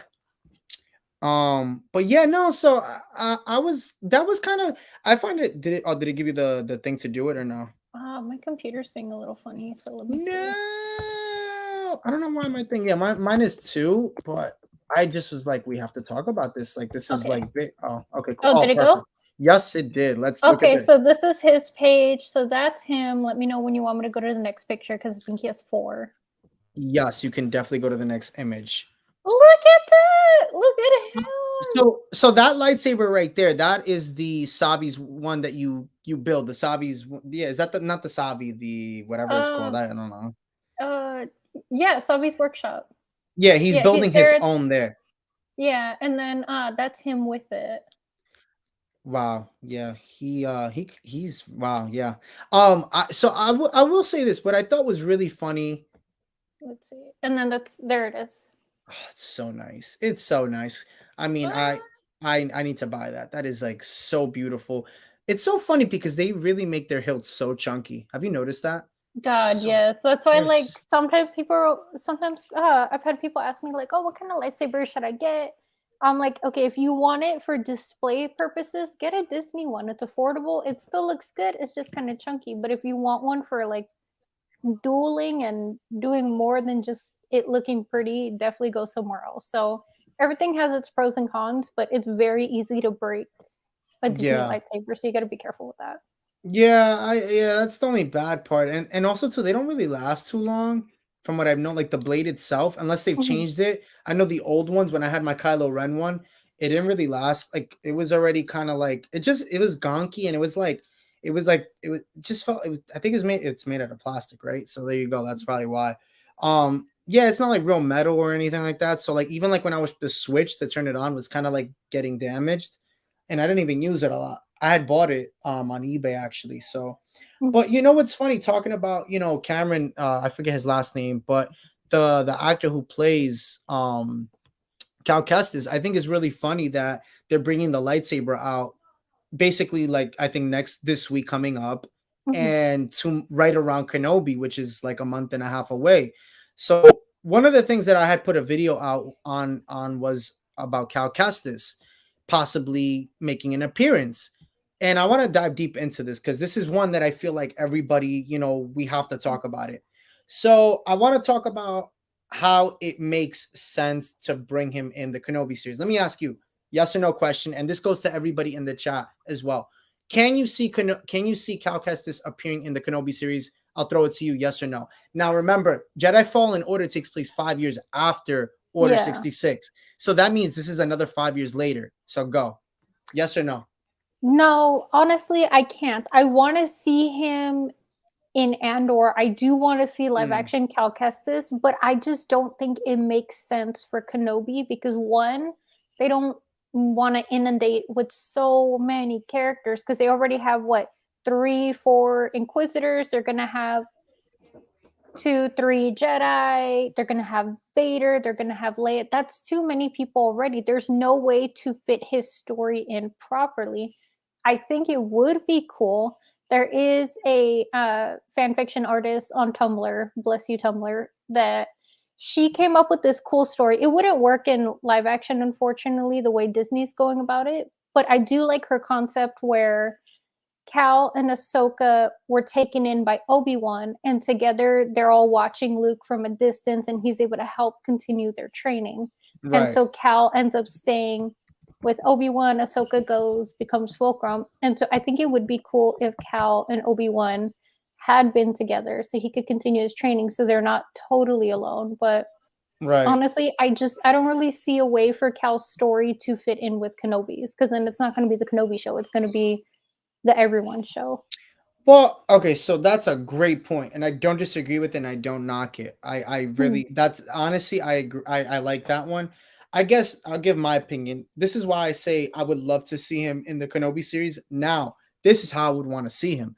I would want to see Cal at the end, not in the middle, not in the beginning, at the end for the Oh. last episode, and I'm gonna say why. Mhm. Because Vader already knows who Cal Kestis is. He Mhm. already had that encounter with him in Jedi Fallen Order. Okay, again, takes place 5 years, I mean 10 years after Revenge of the Sith. So all the more it makes sense because it's right around the time of the Inquisitors, which we know now of. They're all there, which we've seen Inquisitors obviously in Rebels, which is fine. Yeah. But it's cool because now this takes place 5 years after Jedi Fallen Order. So it's like it's picking the pieces up because we're also seeing the planet Nur, which is where the Inquisitors headquarters is. So we're getting the fifth brother, we're getting all the characters basically from like Rebels or like Fallen Order. So it's cool to see it here now. And if he were to see an Inquisitor in this, like let's say like the last episode, because Jedi Fallen Order, I don't know if you heard, the second one is coming out, supposedly the trailer on Celebration. So yeah, so we're in for a treat as we're gonna be there. So we'll probably see it there somewhere as they're talking. They'll probably have a panel for it, to be honest. That's why that's why he probably is resurrecting and coming back, because they probably have big plans for him. And to be honest, the story might take place 5 years later and might kind of go around the Kenobi series. Just might. So I think that if there was ever a way to bring Cal into this would be the time. Because I feel like with Andor, because I was thinking just like you, I was like, could it be Andor? But then I think about it, if we're gonna do Andor, it's too far out and it's too close to A New Hope. Like, even though it's another I think it's 5 years after Kenobi, it's 4 years away from, basically it would be 4 years away from A New Hope, if I'm not mistaken, if I'm doing the math right. I'm all over the place, I'm sure. But it would just be too close. And I don't know if I feel like Andor is going to be a series that's heavily based on Cassian, which is a rebel, again, kind of like a solo story, something like that. And I just feel like if we see that, because already Ewan McGregor was cast for that, and so was Rosario Dawson. So, I mean, could he appear in Andor? Yes, of course. But for me, I feel like Kenobi would be the best time. Vader's still there, very, very active. Vader's not going to be active in Andor. I don't think we're going to see a Vader in Andor. So if he pops in the end, how would you want him to come? I would just want it to be something where for example, if we get a trailer of Jedi Fallen Order, let it be something that kind of touches the Kenobi series and put him in at the end where like maybe he sees like an Inquisitor or he sees Vader, and it ends right there. And it ends like, I don't know, just a scene with him and Vader, or because they know each other. Remember he chased him down in the game where you're like running away for your life from him, and his the other girl who's like his and ends up being like a Jedi too, or was a Jedi master at one point, ends up saving his ass. So like that's another character too that I forget. Like, could it be that because she hasn't, we haven't even talked about her. She could be in the series as well because she didn't die. She's alive in Jedi Fallen Order. I forget what her name is. If anybody in the chat knows her name, please let me know in the comment section. But like, that's what I'm saying. There's so many people that are still in this that we can see that are still Jedi or were Jedi. So how I would want the episode to go, honestly, let the episode like basically finish and just see like a little thing of Cal, and then like, okay, fine. Guess what? We don't get a Kenobi season 2, but Jedi Fallen Order 2 continues the story of Kenobi. That would be dope. That would be dope. I would be dope. Can I just say real quick? I love my fiance. You see my candles? Oh my gosh, I'm so dead. Oh gosh, I have those candles all around my house. My mother, the patron saint of my hometown of Topeltiche is Saint Jude, so I have more of his. But then my mom, you guys are Latinos, I think you understand. Like sometimes the parents or the grandparents will be like, "Here, have some more candles. Have some more candles in your house."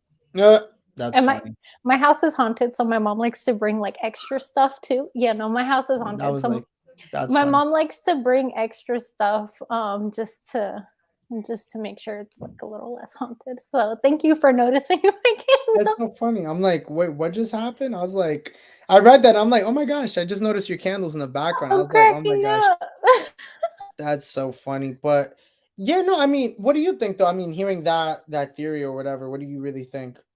I think if it is at the end or towards the end, I think it would work. If it is the setup for Fallen Order 2, But if he were to get his own thing in the show, I wouldn't be a fan. But yeah, if it is at the end the way you said it, because I never thought about that. If it is like that, then I'm all for it. I think that could really work. Yeah. Yeah, I don't know. I just thought about it and I was just kind of like, well, this would be nice to sit there and kind of connect the two because again, they're already connected basically. They're Yeah. already connected, so it would make the most sense. What villains come out in Solo? Um the Pikes. Those were the villains basically, the Pikes. The Pikes and Crimson Dawn. Right. But that's not Solo's not till later. So Solo happens way later. Yeah, Solo's Yeah. like what, a few years before episode 4, right?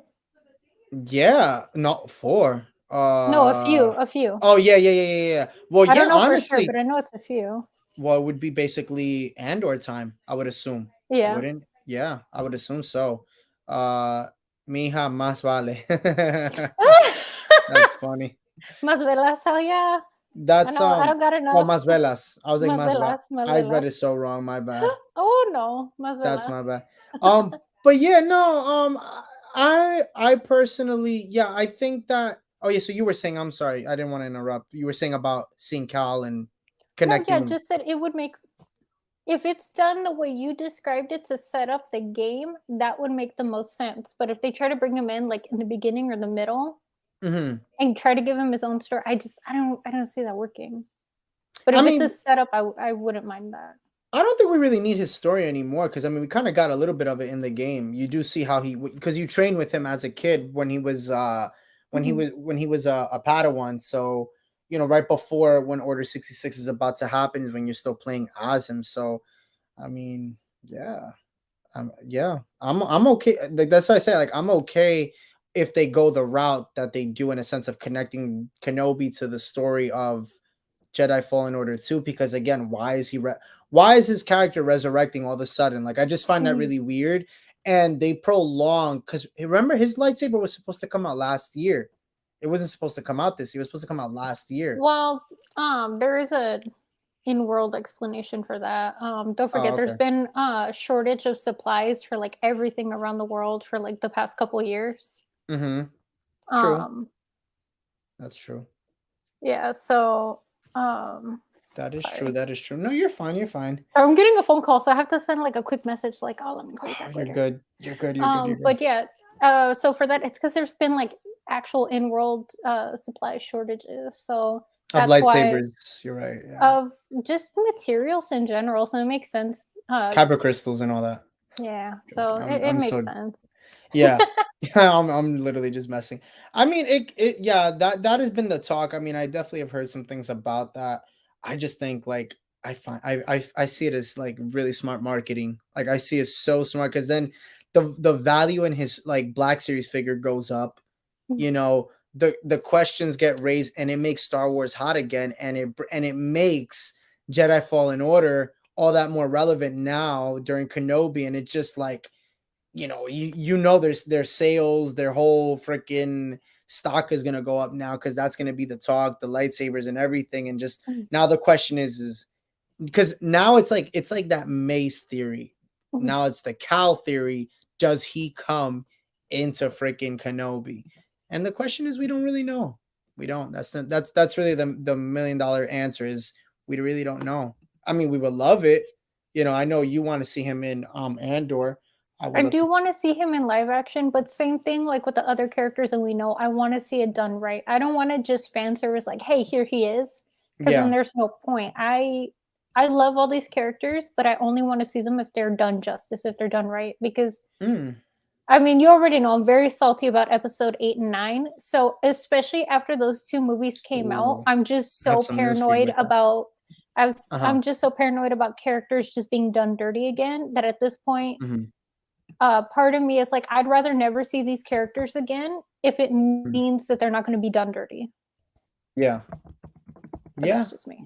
No. Listen, I totally agree with you. Like, I think that if you're gonna do something, don't do it justice because then you ruin the character. You know, Yeah. then you ruin the whole thing, or just overall, you just ruin everything of it, honestly. So I agree with you there, girl. I mean, I'm in the same thing. I think his character though is so lovable. Like, he's still like a kid. He's still young, and I feel like that's what's so dope about it is like you can sit there and make a whole thing on it. You can tell the story of him now and what he's going through, and what ordeals and what like that's why I think like if we see him meet Kenobi at least one time, I think would be so cool. I think it would be Mhm. dope for him to meet Kenobi because I feel like but then again, it's like if they casted Ewan McGregor for the Andor series, what's to say he can't be there? But then it's like then Mhm. just a few years later, dun dun dun, dun you have Luke Skywalker. So then it's kind of like that's a lot. Like I mean, it would be interesting if he is in Andor, not as a main character, because I guess I wasn't clear on that before, but I don't want him as a main character. But it would be cool if he was a side character. But if it is some kind of like setup for Jedi Fallen Order 2, or if it's like him recovering after whatever happens in the second game, that would be interesting. I gotta give a shout out to Josh. Sorry, my bad, Jasmine. Gotta Yeah. give a shout out to Joshua. Thank you so much, man. For coming to the channel. That's why I always post things on Instagram. Oh, So hey, you guys, welcome. yes, that's why I always post stuff. So you guys can come and check it out as I give news every day, and we have our panels every Wednesdays, and we just talk some theory stuff. We just have a good time. Normally we have a bigger panel, but we had our other two, amazing sisters here that were just here before they had to bounce. And usually we have Darth Hater 23, but he wasn't here. He's at work. But yeah, again, you were saying here, super psyched about this show. Yeah, I think this is gonna be an awesome show. We were talking about gotta watch the stream from earlier. Check out what we were talking about. Put some stuff out there. But we're right now we're talking about Cal Kestis and just overall on how he can basically come into the Star Wars franchise in a sense of the live action shows and just do him justice. Don't do him wrong. Because again, if you sit there and do his character dirty, and again, I think that Andor would be a good. Like I think about it now, it wouldn't be so bad to see him in Andor. I Like if just he's think a side character but not a right. main, what do you think? I think it could work. I really do. My only thing is that we have to know where Jedi Fallen Order 2 takes place. Does it Mhm. take place 5 years? Because remember, they did a skip of 5 years after Revenge of the Sith, Yeah. after Order 66. So now are they going to take another 5 years of a jump and then go to the Kenobi series, which again, I say it would be so dope if the series ended with Cal Kestis like there. Because again, we saw him now with holding the lightsaber at freaking Galaxy's Edge. So again, it would bring homage to that theory if he does come up. And again, I just would want to see him in Kenobi for an episode at the end where either he sees Vader or he sees an Inquisitor. They Mhm. fight and then he just breaks off, or the series ends. I don't know. I feel like that series has to end though on a very very high note. It Yeah. has to end very emotional because again, this is supposedly the last time Ewan McGregor is going to take on the role of being Kenobi, or unless they do a season 2, which Kathleen Kennedy wants to do. I don't know if you heard about that one. She Mhm. wants to do a season 2. I don't know the likeliness of that, but I mean, I'm not opposed to it. More Ewan McGregor. You still have another 9 years to do a series. You still have a whole like 9 years. What's to Mhm. say you can't do another one? But at this point, if you think about it, how much more of a story can you tell of Kenobi after this? Like, do you think Yeah. there's more to? Do you think after this Kenobi series, do you think that there'll be more to discuss of Kenobi, like of Ewan McGregor reprising the role? There's more. Like, how much more can you really do after this? Because right now Yeah. we're getting Inquisitors, we're getting Vader, we're getting Rebels. How much more can you give us in a season 2 for Kenobi? Floor is yours. Honestly, And in the comment section too, what do you guys think? yeah, please tell us what you guys think. Yeah. Help us keep this conversation. We want to hear all sides, whether you agree, disagree, like let us know. We want to know. Uh-huh. But I love Ewan McGregor. I love Obi-Wan, but I just can't see them doing a season 2 because they're already going to tell enough story, in this first season. Yeah. And I don't want them to pull a J.K. Rowling where she just literally keeps pulling a bunch of stuff out of her butt for Harry Potter to keep herself and the franchise relevant, because then it just ruins it. It really does ruin it, and I'm just afraid that they're gonna be like, yeah, we're gonna do a season 2 for him, and then they're just gonna add so much stuff that it kills the mysteriousness of his time on Tatooine before episode 4. Yeah. Yeah, that's what John is saying here. I'm afraid of Kathleen Kennedy does a season 2, she'll ruin it. I mean, look, Kathleen Kennedy is not really the front runner anyway. She's just kind of the she's the businesswoman. She's the one in charge of Star Wars. So it's not, that's why when I hear people say, well, I can't say that because realistically, Last Jedi, she kind of put her 2 cents in it. That's why it went the way it went. Her and Rian Johnson really kind of like were full front on that. But I will say this, when it comes to what's going on now with the Filoni verse, and I'm gonna call it that. I don't know if anybody's gonna get mad at that. But I mean, it's true. It is true, right? We're getting his version of Star Wars, and I think it's nice. And I think that, again, he's not the savior of Star Wars. There's still so much that has to be fixed. And again, Book of Boba Fett wasn't anything great. I mean, for me, it wasn't. I mean, I don't know about you, but there was certain look, it was good, but not for me. It was good, but not good. I felt like for me, Mando really uplifted the show, and I felt like when I saw Mando, I thought to myself, I don't need Boba. That's what I felt like when I got Mando in that. J.K. Rowling does make up whatever. Dumbledore was always I don't know about all that. Maybe let's not touch on that. Yeah, but that one I don't know. But anyway, going back to what I was saying before, how do I put it? Kathleen Kennedy, again, it's more Jon Favreau and Deborah Chow that are doing this. Yeah, Kathleen Kennedy's just the business. She's just the one that's like, here's money, here's not money, whatever. Right. So, I mean, realistically, she does she does have the last say on what goes down for a show. But again, it doesn't come down to her with it doesn't come down to her with the writing, because again, Favreau and Filoni and whoever have been taking the forefront for example, Kenobi, right? They made sure that they did it right. They made sure that it was still a piece of Ewan McGregor's, prequel trilogy. Well, that's Kenobi. They say we're gonna have to actually watch and see. Right. Well, I think honestly, opinion wise, I think the type of Kenobi that we're gonna get is a little half and half. I think it's gonna be, you're gonna get Filoni's version, and you're also gonna get George Lucas's version. That's what I think personally. So, I mean, what I want to see, I grew up with the prequels. I didn't grow up on Clone Wars. I'm going to be honest. Like I'm not big on the Clone Wars. I've seen them. I can't remember them. There's too many damn episodes. I'm not knocking it. It's great because it's more Star Wars content, but I can't remember it all. I'm grateful for it because, again, it resurrected Maul's career, or not career, life. His story. His story, shall I say. I'm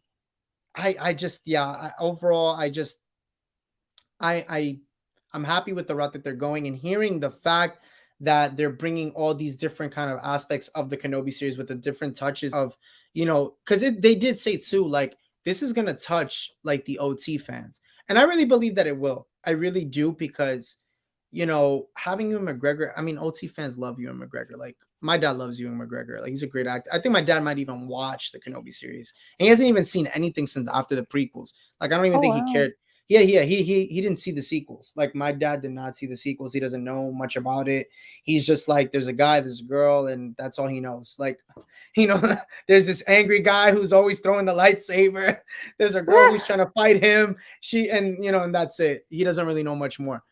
But I'll say this again. I think that this series is going to be very emotional for every era. I'll put it to you like that. Maybe not so much of the new era, but I think it's going to definitely adhere to the OT and the prequel. I definitely think so. John Mendoza says here, do you guys think we'll ever see Mara Jade and Jaina Solo? No. I mean, that makes me sad because I am reading Heir to the Empire right now. That's extended universe, right? Yeah, that's Legends. Super good. I'm already loving it. I'm only 5 chapters in, but her character is amazing. I have done research on her character before. That's actually a future cause plan at some Which point. one, Jaina or Mara? Both of them actually. But for Mara Jade, I love Mara Jade. I don't think it makes sense to bring in her character this late in the game. Jaina, there's no way to bring her because then it would have been prequels. I mean, it would have been the sequel era. Yeah, because then they already like ruined the Solo family by saying, yeah, Han's a deadbeat, and they just supposedly abandoned Ben, which doesn't make sense. So how are they gonna add in Jaina unless she happens to be like Luke's child and she's just a cousin. Well, that's the thing. I mean, originally, going off of what John was saying here, originally Jaina and Jason were Han and Leia's child. It was Yeah, the they were son and the the daughter. twins, The but in the twins, sequels, they're only like, oh, they it's have one kid. they have one kid, and it ends up being Kylo, and Rey is Palpatine's, granddaughter. So Yeah. yeah, Heir to the Empire is the real episode 7. I agree. I Yeah, agree. it is. I I really love am. episode 7, but yeah, Heir to the Empire definitely is episode I 7. agree with you. You know what's funny, when the sequels came out, I realistically thought to myself, I was like, when I saw Kylo and Rey, I was like, oh, they're talking about the EU. I'm like, we're getting the extended universe version. We're definitely getting like Jaina and Jason. And then I was like, Kylo Ren, Rey Skywalker. I was like, oh no. I'm like, no, not this shit again. I'm like, no, don't fuck it up.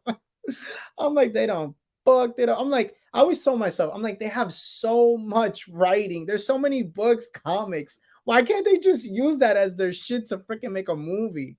But I know there's more to it. But I'm just saying, like, I always told myself. No, that. I agree. Because, I mean, the more I'm reading Legends, I already kind of started.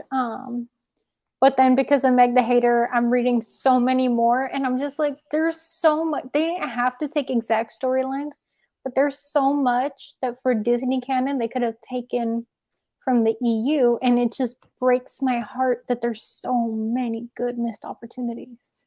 Yeah. Damn. Yeah. I'm just like, yeah. So Rey is related to Palpatine. Is that why she has the lightning thing? Uh, I wouldn't say that's why. That's not what really makes her Palpatine's. I mean, that's not why. It's because basically his son had a child, and but she just gained that power because she didn't really know she had those powers. Yeah, it's not really a genetic thing. I think that's something you have to train for, but they never really touched on Rey's training to explain the extent of it. Just she has these books, and supposedly she trained under Leia, but they never explained how. So maybe Yeah. she read about it somewhere and she was just so upset it came out, but it's not necessarily because of genetics. Because, two Jedi can have a baby, but that doesn't mean that the baby is going to turn out to be force sensitive enough to also be a Jedi. It's just up to chance with the midichlorians, from my understanding. Right. Right. I mean, it's funny because like Rey's character. I mean, I love Rey. I think that they're talking about doing like another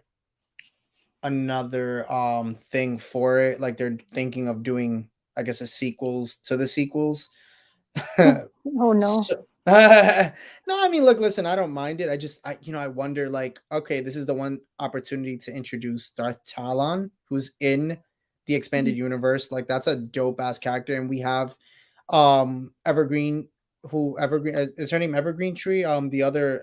The other cosplay that we have that she does. I don't really know cosplayers. Sorry, guys. She's been on our channel. She's been here. But I haven't been on when she's on. I don't know her. Yes, you were. You were for like 2 minutes. It don't matter. Yeah, No, I'm sorry. I don't know her. No, it's okay. Okay. No, it's cool. It's cool. No, but she did Darth Talon, and I would love to see, like, in Darth Crate, if I'm not mistaken. Yeah, Darth Crate is also kind of right after Vader and Palpatine. So I mean, if we're gonna get anything and they want to touch, like, this is the one opportunity that they could fix and touch on the EU and touch on those characters. Like, okay, like Jason and also Jaina was a missed opportunity, but it could be. What if Kylo's sister? Wait a minute, hold up. Oh no. What if Kylo's sister is out there and we just didn't even know? What if? Like, just a what if?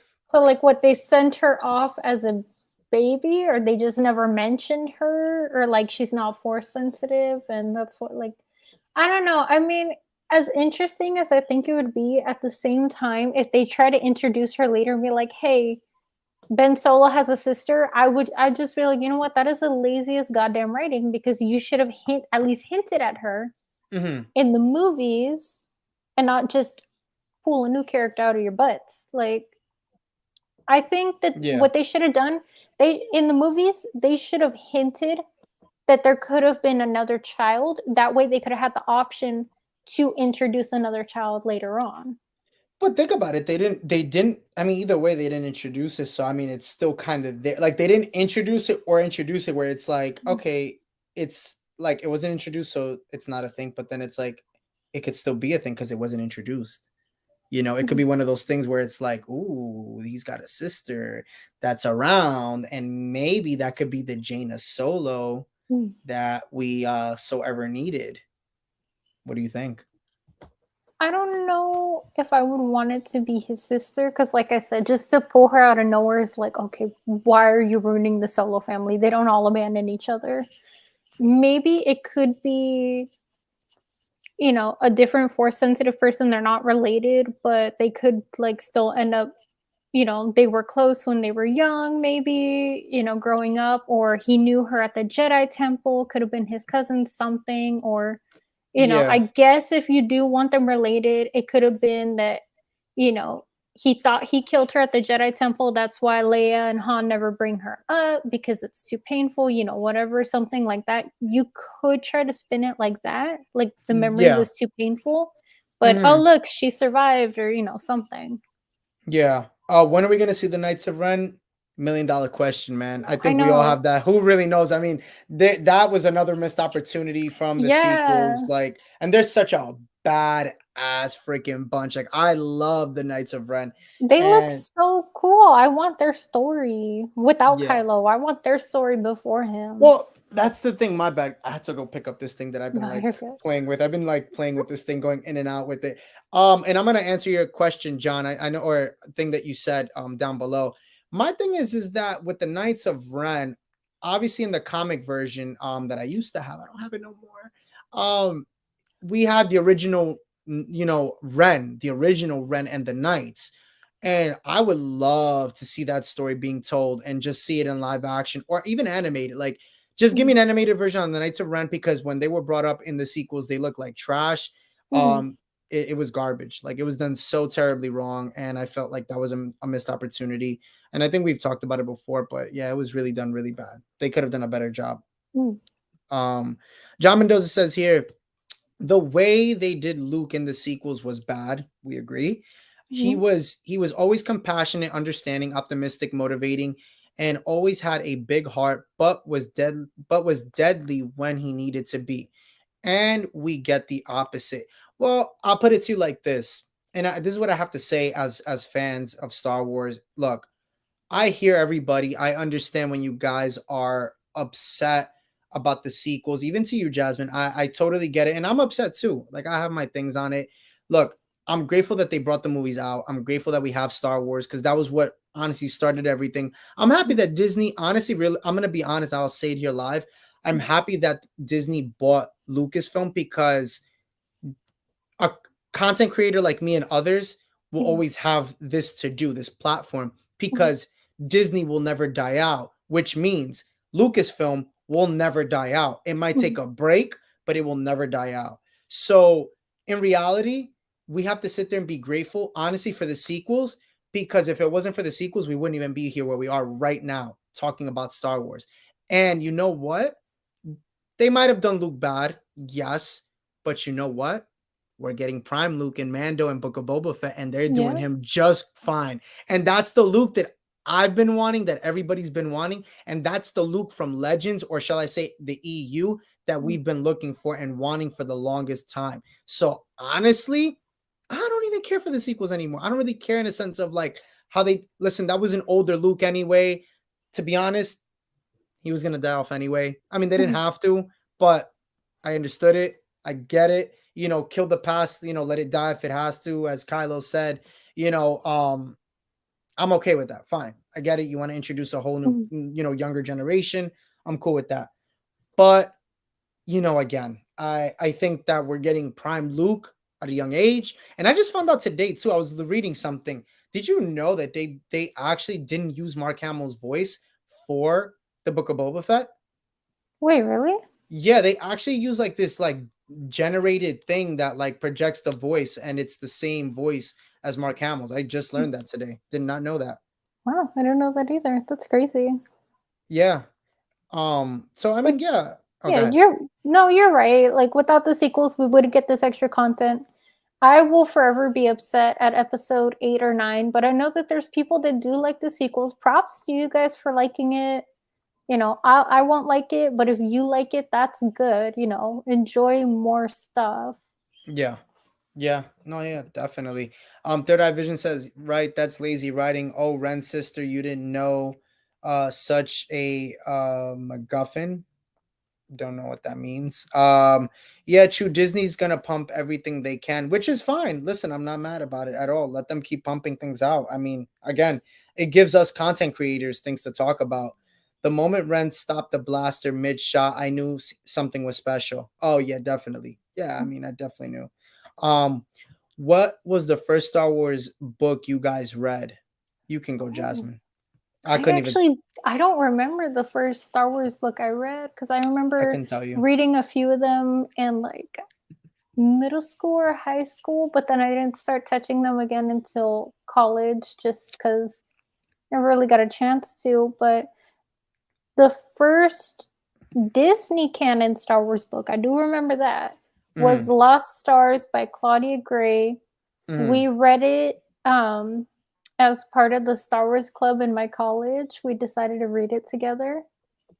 And I absolutely love that book. 20 out of 10, recommend to everyone. I love Claudia Gray. I love her writing. Claudia Gray, she is literary bae. That book is just really good.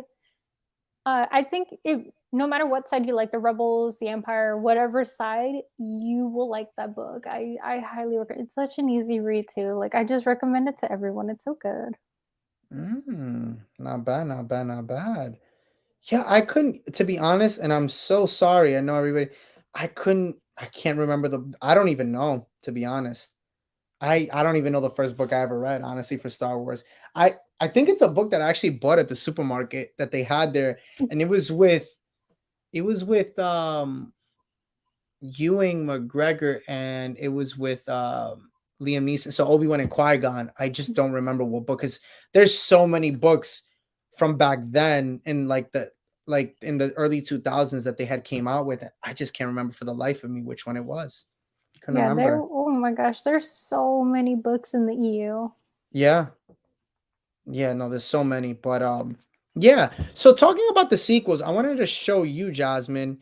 Did you get to see that artwork that came out, the concept artwork for episode 9? Did you get to see that? No, show me. Remember, I live under a rock, so everything is always new, and you get to see my genuine first reaction whenever you show me stuff on here. Oh, okay, cool. I just want to read, so you guys could read that. I want to read this here. Han Solo at Star Wars and got it from Book Fair at school in 79 or 80. And yes, I'm old. Oh my gosh, dude. It's okay. You're not that old. I mean, I'm pretty old. You're an OG fan. You're not old. You're just an OG fan. OT fan, shall we say? Fan. Or OG too, original. Yeah, why not, right? Yeah, he's an original fan. Yeah, so we have we have here Kylo Ren battling with the I don't know if I say it right, so don't kill me, guys. The Alzmac, you know, I'm not gonna say it.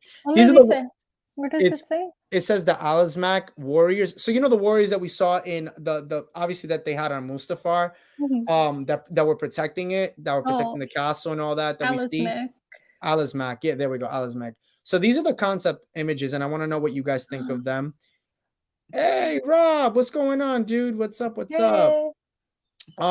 So if you see it here, actually, you know what, Rob? But anyway, so yeah, as you guys see here, Kylo Ren takes. So we see all these. So what do you think as you see these first two? What do you think to yourself?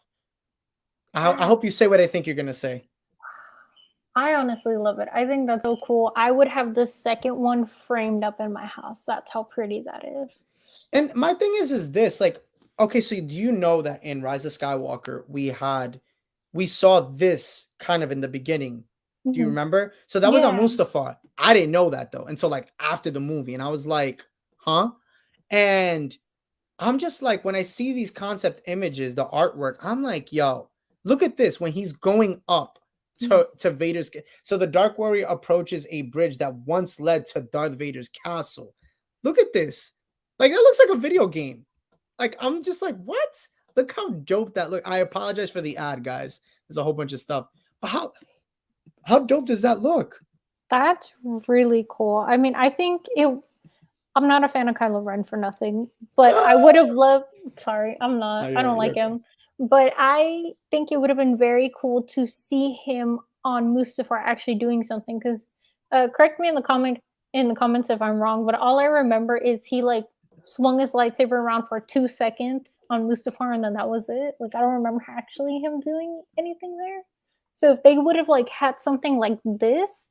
Him even exploring it, even if he's not fighting, if he was just exploring it, that would have been so cool to see. Yeah, I mean, I think it would have been really dope. I think that there was a big missed opportunity with this because again, to see Kylo Ren going back to his grandfather's, where he basically spent all his time, Where like it this was started, the dark side. Yeah, and it's like as you see here that it actually keeps going. You see the bridge kind of like, and then it says here one foe stares down a cloaked Ren as certain doom approaches, and then you see here him fighting. Like, see, like this is dope. Like this scene right here. I mean, I know it looks a little shitty, but like this is just again concept art. But like, come on, how would you not want this? How could you not want to see him fighting a whole bunch of the warriors protecting the castle? And it's like, what, one of the funny things I start thinking to myself, why were they protecting the castle at this point in time? Like what was there that they needed? Because like again, Vader, I mean, he has Vader's helmet, so what do you need from there that's there? Because then that would have been really cool if they would have kept that, even if they didn't explain in the movie what they were protecting. Right. That could have been a perfect setup for a new book or comics or for a storyline in a show. It could have been the perfect setup for anything later on. Yeah, no, I agree. And it's just like, could it be like, see, this image right here gets me. I'm just like, damn. Yeah, because if Kylo was fighting those warriors and, maybe Rey could have found out, oh, he went to Mustafar, he fought them for this. Or even if she didn't know what, she could have known, like, he was fighting it. And so her and Finn, maybe even Poe, could have gone back to Mustafar to figure out what is that secret that Kylo was trying so hard to figure out. Yeah, it's true. John Mendoza, so do we have merch? So actually, funny thing that you asked that question, or actually good thing you asked that question to let everybody know, Jasmine actually does. You could actually say what you do, and then I'm going to talk about merch that I actually have in collaboration with this artist that you guys should definitely go check out. But you go first, Jazz.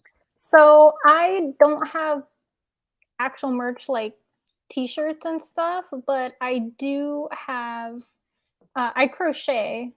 And so I do a lot of cool Star Wars stuff. Is it okay if I share my screen real quick? Oh yeah. By the way, guys, I'm going to show more images in just a few. I just want to I want Jasmine to show her stuff that she actually does, her crocheting. It's really good. This is a Thrawn themed AT-AT. So I know, they're so cute. I've done so many AT-ATs. I've done Darth Vader, Thrawn, regular one. I've done a Halloween one, Boba Fett. I'm actually working on 2 new surprise ones. One of them has been in the work for 2 years because my big brother asked me for it and I can't say no to him. But yeah, so I actually do a lot of crochet stuff. You can find it on my Instagram page, Verity Who. So you can see, like, I do different stuff. So I do like all types of like toys, more AT-ATs. I do have a few like Star Wars original designs. Can you pull up the Luminous Beings one? Because my Instagram is just not even like letting me pull up. So, but I know you. But continue. I'm sorry. Yeah, no, you're good. So I do a lot of crochet stuff. I have my crochet page actually linked in my bio if you want to go see like all crochet. But yeah, I do custom orders and things like that. So yeah, that's what I do. Yeah, there you go. So if you guys have any requests, please message Jasmine. Yeah, hit me up. And if you guys want to just keep up with my crochet adventures, see what other cool Star Wars stuff and stuff in general I have planned, follow my pages. Yes. And so let's go to you. So right now Jasmine's gonna pull up because I can't. So I apologize, guys. You're talking about merch. So right now I'm in collaboration with this amazing artist, as you see here, we put out actually 2 weeks ago, we put out merch on Spider-Man, and we did also Batman, and obviously an acknowledgement to the Batman and Catwoman from the movie. So we put out some. Can you just click on the Spider-Man one? So we did that one. Is called Queens Bound. As you see there, you have Spider-Man on the 7 train going on his way to Queens, which is really, really cool. We're going to be putting out some Star Wars merch. We're working on an Ahsoka one. Also, too, I'm going to be putting my logo out. So if you're looking to get my logo, it will be on there as well. And I think, Jasmine, pretty soon we're going to work on a logo for you if you want. I think we're... Yes, So, I'm terrible at messaging people, so You're I good, you're good. messaged Rob like a week or two ago. Yes, Hey, yes. can you guys? Yeah, so I'll be we're working. messaging you. So if you guys ever need any, if you guys ever are inspired and want something to come to life and want it on clothing, let us know. Like I said, I have this amazing artist called, and it's at Luminous Beings. Go check it out. On Instagram, follow the page. We're, like I said, we're working on a whole bunch of stuff. We're gonna be dropping, like I said, an Ahsoka one. Right now we're working on actually Mariah Carey's logo. So as you guys see my logo that's on the side here on the right top, on the top right corner, the same artist that did those designs did my logo and is working on some crazy things that I have coming up for Star Wars Celebration. So definitely go give that page a follow. Like I said, if you have any requests, you can message me or message at Luminous Beings. I'm basically the one in charge of like kind of like what's going on there. But the artist, like I said, does an amazing job. And yeah, we're taking requests. So if you want anything, just let us know. If you're looking for a logo as well, just let us know. We, a commission is, we'll talk about that on the side. But like I said, just let us know. And also too, Verity Who does some awesome crocheting. So go check it out. But back to the Kylo Ren thing. I want to show some more of that. Would you guys ever do a Star Wars wedding for yourselves? I have talked to my can't. boyfriend about it, and I already told him, I was like, look, when we get married, BB-8 is going to be the flower girl, and R2-D2 is going to bring the rings. Yeah. So yeah, we've talked about that quite a few times. I've seen really cool 3D prints of like the lightsaber hilts, but it's open in the middle. It's hollow, so you could put the flowers through the bouquet. So my bouquet is definitely going to be a hilt. So yeah, there's gonna be a lot of Star Wars. So which hilt are you gonna do?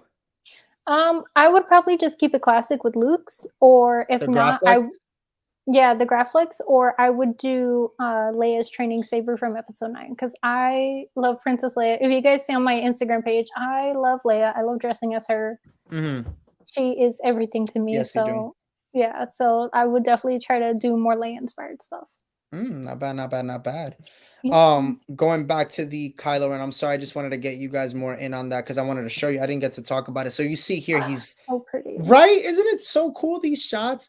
And I think everything Star Wars was saying it here. He was like, I thought there would be epic space battle, and all we got was ships hanging out and then getting destroyed. It's true. Yeah. I mean, again, there was so much wrong we could get into. I mean, again, there's a lot, but I mean, look, you get what you get, and as they say, you don't get upset. You see here Kylo there, and then he obviously gets the Wayfinder, which he was trying to get, which he ended up getting, but we just never saw that. And that to me pissed me the hell off, that we never got to see the scene of the Wayfinder, of him getting it at Vader's castle. What did you think about that? Like when he got it, but it's like we didn't even see it. We didn't see him get it.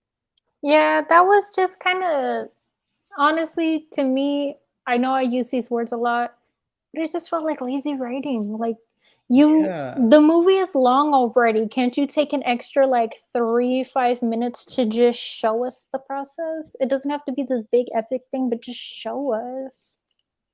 Yeah, no, I agree. And it's funny because it's like we see it here. So I'm going to show these. There's more, by the way. There's more of Kylo and Rey, and this is what was shared here.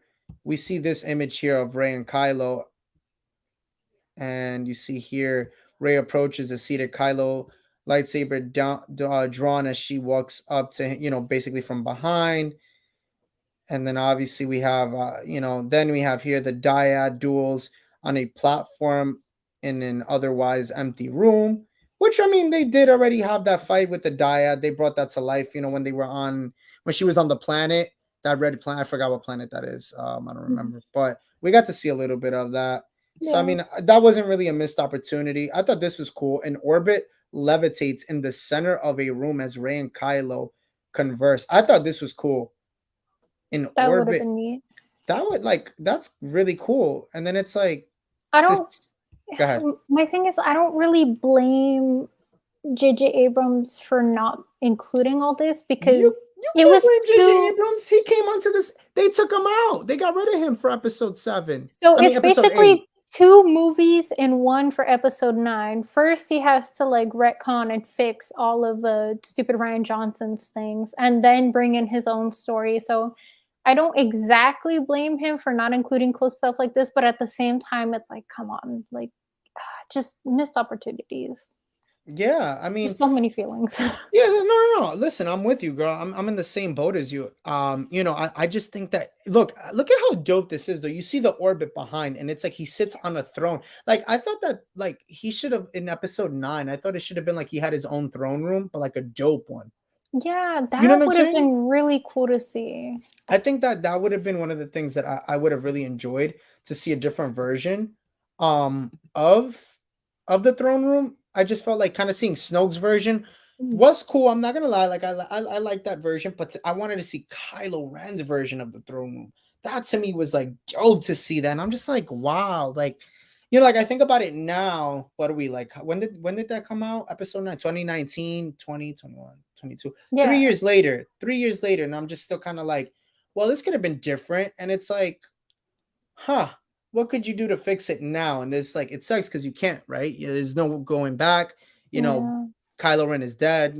Ben Solo. Let me ask you this: which one did you like? I know you say you don't like Kylo Ren, but did you at least enjoy Ben?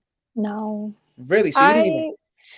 So I know people are going to disagree with me, and I know that they had to make him go bad, go to the dark side. That's not necessarily my complaint. My complaint is Ben Solo had a good life. He had parents that loved him. He had an uncle that loved him. He had Chewbacca. He had a good life. And it's for real, he had a big ass furry pet. Like, yeah, he's not a pet, but you know what I mean. And he had a good life. He had family that loved him. And when he was sent to train with Luke, it's not his parents being like, "Okay, we're abandoning you. Goodbye." It's, we want the best for you, and we think this is it. So no matter what, everything was done with love and the best intention. And then, for him to just be like, "Oh, my uncle tried to kill me, so I'm going to burn like the whole galaxy down." It just doesn't make sense to me. Yeah. It doesn't make sense because I feel like, one, Luke wouldn't have done that, but he did. Okay, we'll roll with it. So then it could have been like, Kylo defends himself, but if he would have just talked to his uncle, even if he would have abandoned the temple, fine, but to just be like, "I'm gonna burn the galaxy because of this one thing went wrong." It's such crazy entitlement, and I just don't like that. So I don't like Ben. I don't like Kylo. I'm trying to take it out. I'm trying to do it like in the movie. I can't. It's not I do like his lightsaber though. I'll give him that. The design is cool, and I do like your lightsaber. Thank you. I just got this as a gift. It's funny. It came in the mail. I think I told you. I'm gonna turn it off because it's very loud. But yeah, I agree with you there. I think overall, it's just there was so much. I'm gonna put it at this: there were so many missed opportunities. His character could have been done so much better. John Mendoza says here, I always hold on. Give me a second. That's how the lightsaber turns off, which is so dope. I always thought Kylo Ren was always trying to act dark. Well, that was like one of the things. He was like this mad emo kid, I guess you could kind of say. But I find that insulting. I'm an elder emo, and we were not that weird. Okay, some of us, but most of us were not that weird. Opposed to Anakin naturally being a dark dude trying to stay in the light. And that's a good point, John. I always think about that. Like, if you think about it, Anakin was like so suave with it on his transition to the dark side, right? But like Kylo, or shall I say Ben, he was just like this whiny kid who was always pissed off because he didn't get what he wanted. Like when he would sit there and just bash his lightsaber in the elevator scene or in the room, I'm just like, that's all because he didn't get what he wanted, or it didn't go the way he thought it was gonna go. Yeah, and it's frustrating because Anakin actually went through terrible, hurtful things in his life. So of course, his battle between light and good made sense. Ben was just a whiny brat who needed to get a good slap to the face. Well, that's why I feel like for his character, it just didn't make sense to turn. Like, I think for Jason in the EU was a better storyline, because he turned into Darth Kestis, and Yeah. I liked that version better.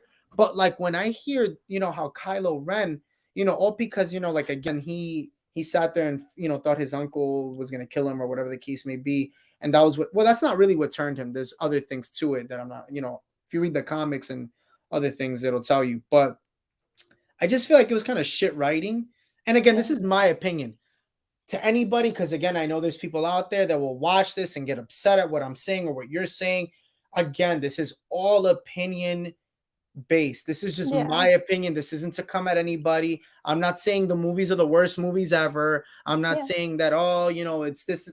I'm not saying that. I'm not throwing hate. If you guys out there enjoy these movies and characters, that's great. Good for you. It's just different from our opinion. Our opinion is we don't like it, but we're not trying to trash your opinions. We're just this is just our opinion. If you feel differently, put it in the comments. Let's talk about it. Yeah, that's one of the things. Like, I love that. Like, I think we've had people on our platform that love the sequels, and we've had them here live with us to talk about it. And there's nothing wrong with that, And it's like, what irritates me a lot is that, the sequels automatically is always so, is such a touchy subject to talk about. Yeah. And it shouldn't be like that, because as long as there's room to have opinions and sit there and say, okay, like, I hear you, I understand you. And even if you can't even present the point that is valid or is valid or invalid, it's totally cool. Like, at the end of the day, if you don't like it for X, Y, and Z, that's fine. I have no problem with it. Yeah. At the end of the day, like, it doesn't make me a bad person just because I don't like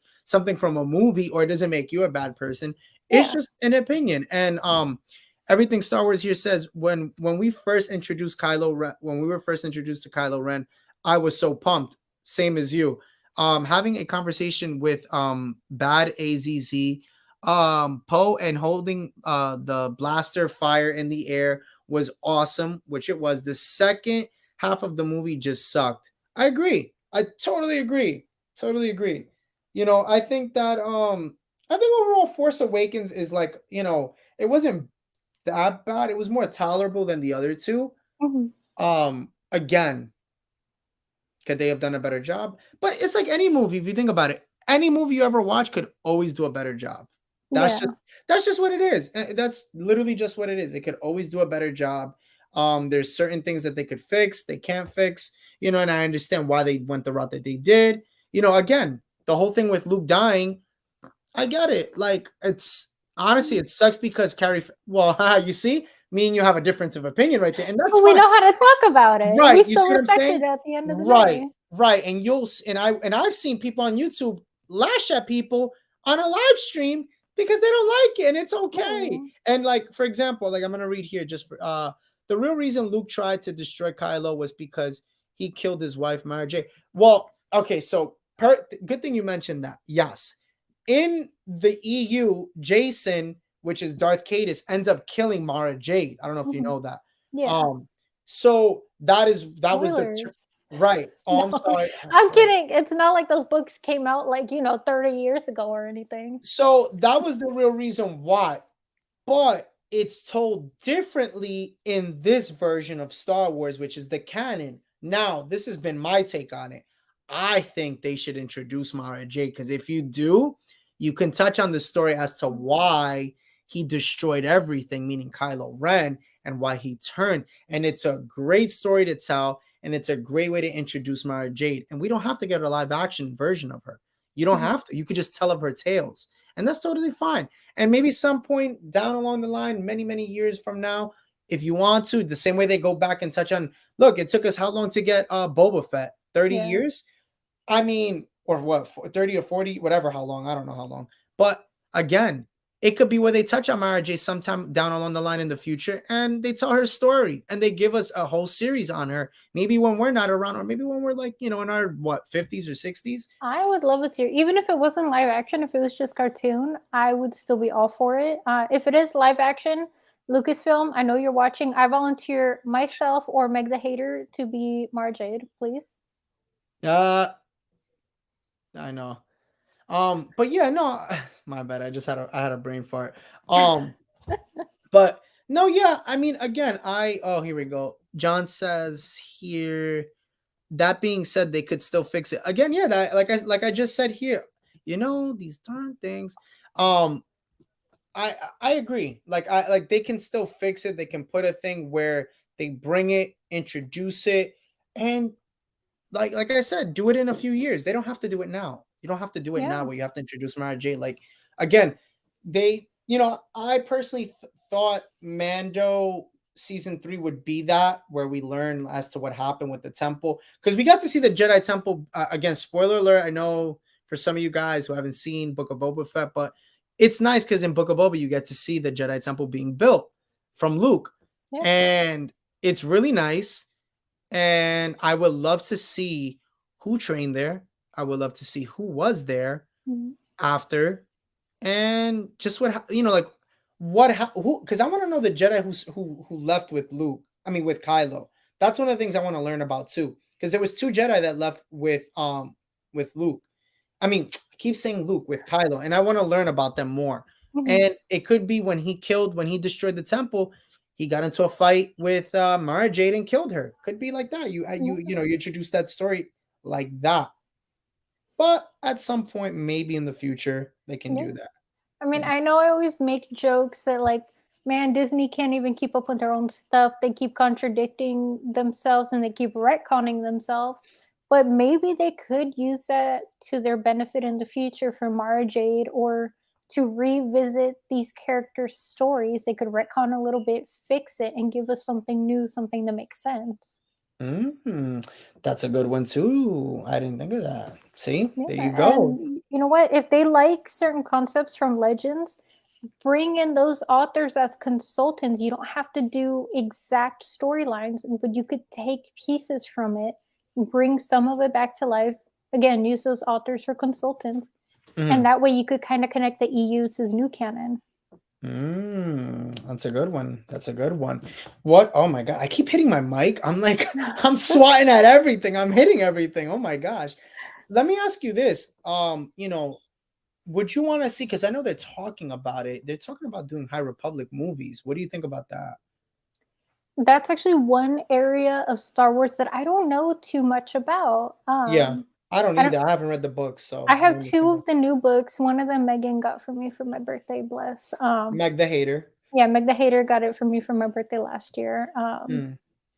But I haven't read them yet. I really want to. They're next on my list. So I don't know too much about it, but it seems like an interesting time from what little I know. Yeah, I mean, I think the concept is cool. I think from what I'm told about the books, it's just like, I don't know. I haven't really heard too much about it. I just know from what I read when I read the comics, or just from things that I kind of have seen, it looks kind of ridiculous. I just think that they need to tell. You see how like Marvel is doing the characters, like for example, and they're all dark. Like for example, Moon Knight. It looks like a dark character, right? I think they need to try to do Star Wars where everything is dark for a little bit. Yeah. You know what I'm saying? Like, because for example, like, I don't know if anybody here, comment in the comment section, because I haven't seen you guys. If you guys have anything to say, comment definitely. I'm a WWE fan, right? And by the way, I want to give a shout out and rest in peace to Razor Ramon, Scott Hall, the wrestler who just passed away. It's always cool to play the bad guy and be the bad guy. I feel like the good guy is nice and all, but everybody loves a bad guy more than a good guy.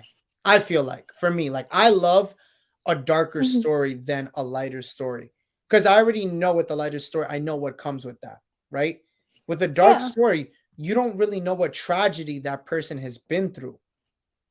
There's exactly. When you have a light, somebody in the light, it just always ends up being they save the day, everything goes, you know, the right way. Now, talk about the dark. There's so much that can go wrong, right? You know, person loses their family member. They lost their whole, like the Tusken Raiders with Boba Fett. The Tusken tribe died. They got, you know, annihilated. Basically, they got wiped out by the Pikes, whatever the case may be. So it's a good story, I think, if they go that route of telling. Because it's like, for example, I know you haven't seen Batman, but again, you have a good guy, but in a dark version, and I think that you can do that with Star Wars if you tell it from a dark perspective. Comment in the comment section if you would want to see a darker Star Wars, even though it has good to it. Would you want to see a dark version of Star Wars? What do you think about that, Jasmine? I definitely agree. I mean, you know, especially like if we're talking in terms of the Force, the Jedi are always talking about the dark side, the dark side. I want to see that dark side explored. You know, throughout the movies and books, we're always told, you know, don't let it consume you. You know, basically they're afraid of it without being afraid. They talk about how powerful it is, but they never quite exactly explored the dark side, just a few characters. So if we could get more Sith, more dark side of the Force stories, at least as a starter to get more dark Star Wars, I think that would be really interesting. That would be really fun.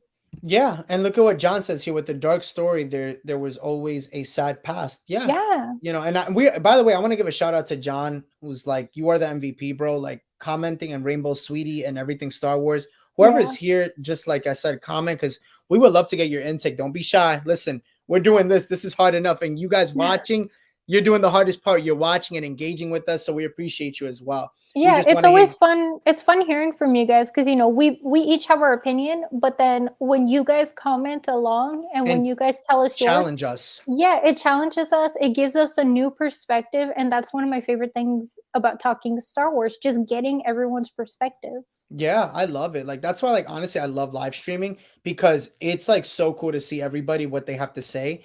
And we've had some pretty big live streams when we did live streaming for Book of Boba Fett. I mean, that was a lot. That was fun. It was really, really fun to see everybody comment up in there, and I was excited.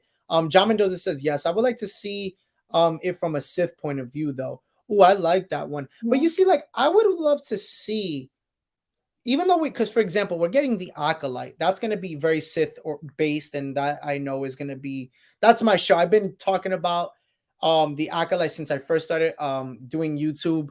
Omar does YouTube. What's going on, Omar? Hey. I don't know if that's the original Omar I'm thinking of, but if that's Omar, what's up? Either way, we have a whole bunch of Omar. So what's going on, Omar? I will say this. Since I've started doing YouTube, I remember one of the biggest things I talked about was the Acolyte. I'm so stoked and so souped for the Acolyte because that series is going to be so dope. That takes place obviously 50 years before the prequels, and you can get Darth Plagueis the Wise. So like that's one that you can possibly get in that. Everything Star Wars says we need to see a dark side story. Palpatine would be great. How about I just read that. Everything Star Wars, my bad, bro. He goes, I'm the real Omar that you know. Okay, cool. Okay. What's going on? I love the logo, by the way. I'm loving that, Omar. That's so dope. You know what would be fun about that? If they did like a Sith, like I don't know, they could call it whatever the hell they want, like the Book of Sith or the Book of the Dark, something. But if like each season was about like a different, you know, a different Sith Sith master, different acolyte, you know. Each season could be focused on someone's story, and it could be like, I guess you could consider it like a mini series, but just each season would be different. Animated, live action, doesn't matter. But I want to know these tragic stories, these tragic dark pasts. What led us to what we know with the prequels and the OT? I want to know what led us there. I want to see it. I know they have comics and books, but let us see it. Yeah, I'm in agreement with you, and that's why like the High Republic now, like they've put it out there, is so crucial because Yoda was a part of the High Republic. I don't know if you knew that, but like he's involved in it. So, I mean, talk about it. Like, let me see more of the High Republic. I mean, I want to learn more because again, if Yoda has been around for that long, you know, that's the thing that now I think about it, it kind of pisses me off because obviously it's a movie, whatever. I just think about it and I'm like, it would have been. Isn't it kind of funny how Yoda's been around for like 800 years? He's seen the rise and fall of one era, which was the High Republic. You thought it would have been fixed during the prequels, and it wasn't, and it went the same way that it did then. So what do you think about that? I would like to see that. I mean, don't get me wrong. I love reading. I love books, but not everyone reads. Not everyone has time to read. Not everyone does the comics. So if we could actually see that, it could be a movie. It could be a trilogy. It could be a show, live action or not. It doesn't even need a bunch of seasons. But if we could get like a season per like era, per person story, something like that, I think that would be really cool. Yeah. No, I mean, I just think like kind of like what you said before. I would love to see like how it was back then. Like what led everything to this? Like how did we get to the prequels? Like what got us there? What led us to, I mean, obviously I know who Anakin is. Obviously we all know who Anakin is and how that story went on. And Jasmine says here, hey, sorry, I'm new. Loving the input, learning a lot through you both. Oh, well, we're happy you're learning so much too, girl. Hey, Jasmine, I'm also Jasmine. And it's nice to see another girl in the comment section. That's awesome. I don't think have we ever seen a girl in the comment? Well, we have. Yes. Rainbow Sweetie? Yes. Oh yeah. Does she not count? Yeah, she's fam. She's always here though. We gotta get her on too. She's actually a YouTuber as well. She's really, really nice. I like that. But yeah, no, John says here, what do you guys think about a story of a stormtrooper or TIE fighter's point of view? You could talk about that more. I know you.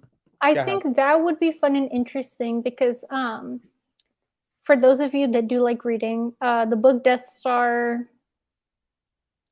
brain fart on the two authors who wrote it, but it's from multiple point of views, and one of them is I think technically he's a stormtrooper, and then another one is a TIE pilot, and then another one is a gunner. So it's fun reading about it, but if we could get like a live action or animated, I don't care at this point, just something we could do, like if they could do like just a mini series. It doesn't need a bunch of seasons, but like even a mini series, and like each episode is the point of view from a different Imperial person, so an officer, a TIE pilot, a stormtrooper, someone in the med, like just each episode could be from a different point of view. That would be fun. I would campaign for that all the way. You would campaign. Wow. I mean, that's honestly how I would love to see it. I would love to see. I think we've talked about it before, but like I would love to see like a stormtrooper. How about this one? I got this for you guys. So I'll talk about it here. Have you ever heard Jasmine, the story of Creel? No. Okay. So that in Legends, I don't think it's canon. Quote me if I'm wrong, anybody. Well, I mean, it hasn't been brought up in canon, so you guys can talk. We can talk about it here.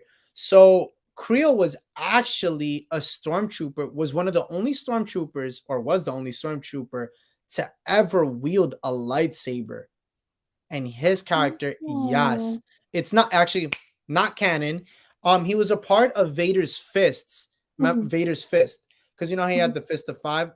He was a part of that, and he wielded a green lightsaber. So that would be a dope story to tell if you were to get it, where you see a storm. That's a story that should be told, to be honest. Vader's fist. I would love to see that story of Creel wielding a lightsaber as a stormtrooper, going to different planets, looking for Jedi, killing them, or whatever the case may be. I'm with that. What do you think? Yes, 100%. Yes. I want to see about that stormtrooper that wields a lightsaber. I want to see about, oh God, what was the Mandalorian's name that had the dark saber? Tarvisla, the only Mandalorian to be a Jedi. I want that story. Yes. I love Jedi, don't get me wrong, but I want to see other types of Force users. I think that would be very interesting. Yeah, I agree. I don't know if you guys know, but the guy who fired the laser shot in A New Hope was hesitating. That's why they put it in standing by. He felt like crap afterwards for killing people. Yeah. That was in a Death Star. Oh my God, that hurt to read. I was like, oh. I know. The Jedi Purge. Yep, the Battle of Jakku. Love to see these. Yeah, again, that's the one that I really want to see. The Battle of Jakku. Yeah. And you know what too? Like even Jabim. Like now that they're talking about it, I want to see the Battle of Jabim because that was during the Clone Wars. That was with Anakin and Kenobi. Could you imagine? Oh shoot! I just had a theory. I'm telling you, I have so much content that I'm gonna bring out. Could Fan fiction time. Yes. So could you imagine? I'm telling you, I'll run your Tumblr. you got it, girl. I have so many theories that I'm saying I have so much for videos. By the way, guys, if whoever's watching right now, I have a new video coming out tomorrow, so stay tuned. 12 o'clock Eastern time. I'm thinking now that they've been talking about the planet Jabim, which is where O'Shea Jackson Jr.'s character is from, could it be that we get to see? Imagine if we see the Battle of Jabim in the Kenobi series as a flashback with Anakin. What about that? Okay. Do I sit on a throne of lies or truth? It could work. I could see that working. Because they've talked about we're gonna see Jabim in. Because, girl, I got it. I just connected the dots. Tell me. So remember, okay. So for you guys that have been watching, that know, we talked about it before. Everything Star Wars is like. When don't you have a video coming out? You grind, my friend. Keep it up. Oh, thank you, dude. I really appreciate it. I have to say, what if, remember I was telling you about the scene that was brought to us that I was talking about earlier about the Bacta tank, that we see Kenobi after fighting Vader ends up getting his arm burnt, and Leia and Nari, that Jedi, put him in that, or shall I say, or O'Shea Jackson Jr.'s character, whichever the two, I forgot. I don't remember detail, but I remember that part. And what if in that Bacta tank scene, that sounds like such a New Yorker. What if in that scene, it's Kenobi has a flashback of Anakin fighting, him and Anakin in Clone Wars attire fighting at the planet Jabim during the war, during the Clone Wars. I just thought of that because if think about it, if they're gonna talk about Jabim being such a forefront and the partisans that they're gonna have, because they were talking about the partisans and how they're gonna also be there. They're gonna be very heavy, and they're gonna have they were talking about how their attire is gonna look very World War II-ish or World War I style. Two different wars. I don't know why, but anyway, it would be interesting to see that flashback of the planet, the Battle of Jabim. What do you think? Would you want to see? Do you know much about it? I don't know much about Jabim, but I'm all for flashbacks. As long as they're good and they don't take 10 years, I'm all for flashbacks. Yeah. Especially if it's them two, actual Hayden and Ewan doing stuff together, I'm all for it. And if it gives more insight to the planet that we're going to be seeing in Kenobi, then yeah, I'm all for it. Yeah. I don't mind that again. Anything flashback, right? Anything with flashbacks, I'm cool with, or we're cool with, shall we say. I mean, it would be interesting. And again, guys, comment in the comment section. Is that something you want to learn more about the Battle of Jabim? I mean, I don't really know. Again, I've learned little bits and pieces of it. Again, can't know everything, right? But it's nice to know that when they do bring this stuff out, it's nice because we educate ourselves and we learn about it through YouTubers, through whoever is putting stuff out there. But man, I have to say, I am all for, what they have going on. Because again, we saw with Book of Boba Fett, what came with that, with the Bacta tank, it came with flashbacks. And I think that with this, if they rush him in, put him in, a flashback is going to hit right there. You know it. Do you think we're going to get a Natalie Portman flashback? Oh, we've been talking about that for so long. That would be amazing. I think it's going to be more. Yeah, I think definitely a flashback. I think we're going to see Vader in his chamber, meditating, or shall I say, breathing without, his helmet and everything. And I think he's going to have a flashback of him and Padme young, when they were together. Maybe it's a deleted scene, or maybe it's something where, I don't know, it could be kind of like how they made, remember when we saw young little Boba in Book of Boba Fett, like that was a scene that they recreated. Could be something like that where they recreate a scene of them, younger, maybe like when he was in his teenage years. Maybe they bring back, could you imagine they bring back Jake Lloyd's character or his Anakin, but as like a teenager? That would be so nice. That'd be so nice if they did that, to be honest. It would be. That would be really, oh, I'm telling you, I'm coming up with so many things that I could just do content. I didn't even think about it. I gotta write this stuff. I gotta rewatch this video. See, I'm gonna rewatch this. What about Maul? So Maul was canned. Maul was supposed to be actually in Kenobi, but they had canned him. And we talked about it, I think, last week, where I think the reason why they canned him was because he had some allegations, or not allegations, but his wife ended up putting out some pictures of him that got leaked. I don't know if you remember that, Jasmine. Oh yeah. Yeah. I mean, it's not nothing bad to talk. I mean, it's just something that happened to Ray Park, unfortunately. His wife had put something out there of him inappropriately, unfortunately. Well, the ex-wife, wasn't it? Yes, the ex-wife. So that's why I think they had taken some time away from Ray Park. He's still a part of the franchise. I just think that when that happened, they were just like, yeah, we're gonna can him, and that's why they didn't really dive deep into why they took him out. But I just personally think, or we personally think, from what we've talked about, that was kind of the reason why. So yeah, but yeah, I think we kind of covered everything, right? Kind of talked about a lot today. I think so. I want to thank everybody for hopping on and checking out the panel today. If you haven't subscribed to this channel, definitely give it a subscribe, as I'm gonna have another video, and I always put out videos and content every day. I appreciate you guys that watch. Make sure you comment on the videos when I put it out, because I love to get you guys' theories, or just in general how you feel about the video and what you think about it on the latest news. Please go follow Verity Who on Instagram, Tumblr, Twitter. I'm just gonna say everything. Just follow her on everything if she's on everything. I know she's on Instagram and Tumblr and possibly Twitter. I know that. No, I've never had a Twitter in my life, but I'm very tempted to, because of Sam Witwer, because he's hilarious. But TikTok, Instagram, Tumblr. That honestly, I'm not on that much. I'm on those three. That's like it. All right. Well, again, I want to thank everybody for being here. Stay tuned tomorrow. I actually have I'm gonna have another live stream with Jacobella Luongo, as we're gonna be going to this Star Wars thing tomorrow that's happening in New York City. I forgot which one it is. I forgot. Do you remember?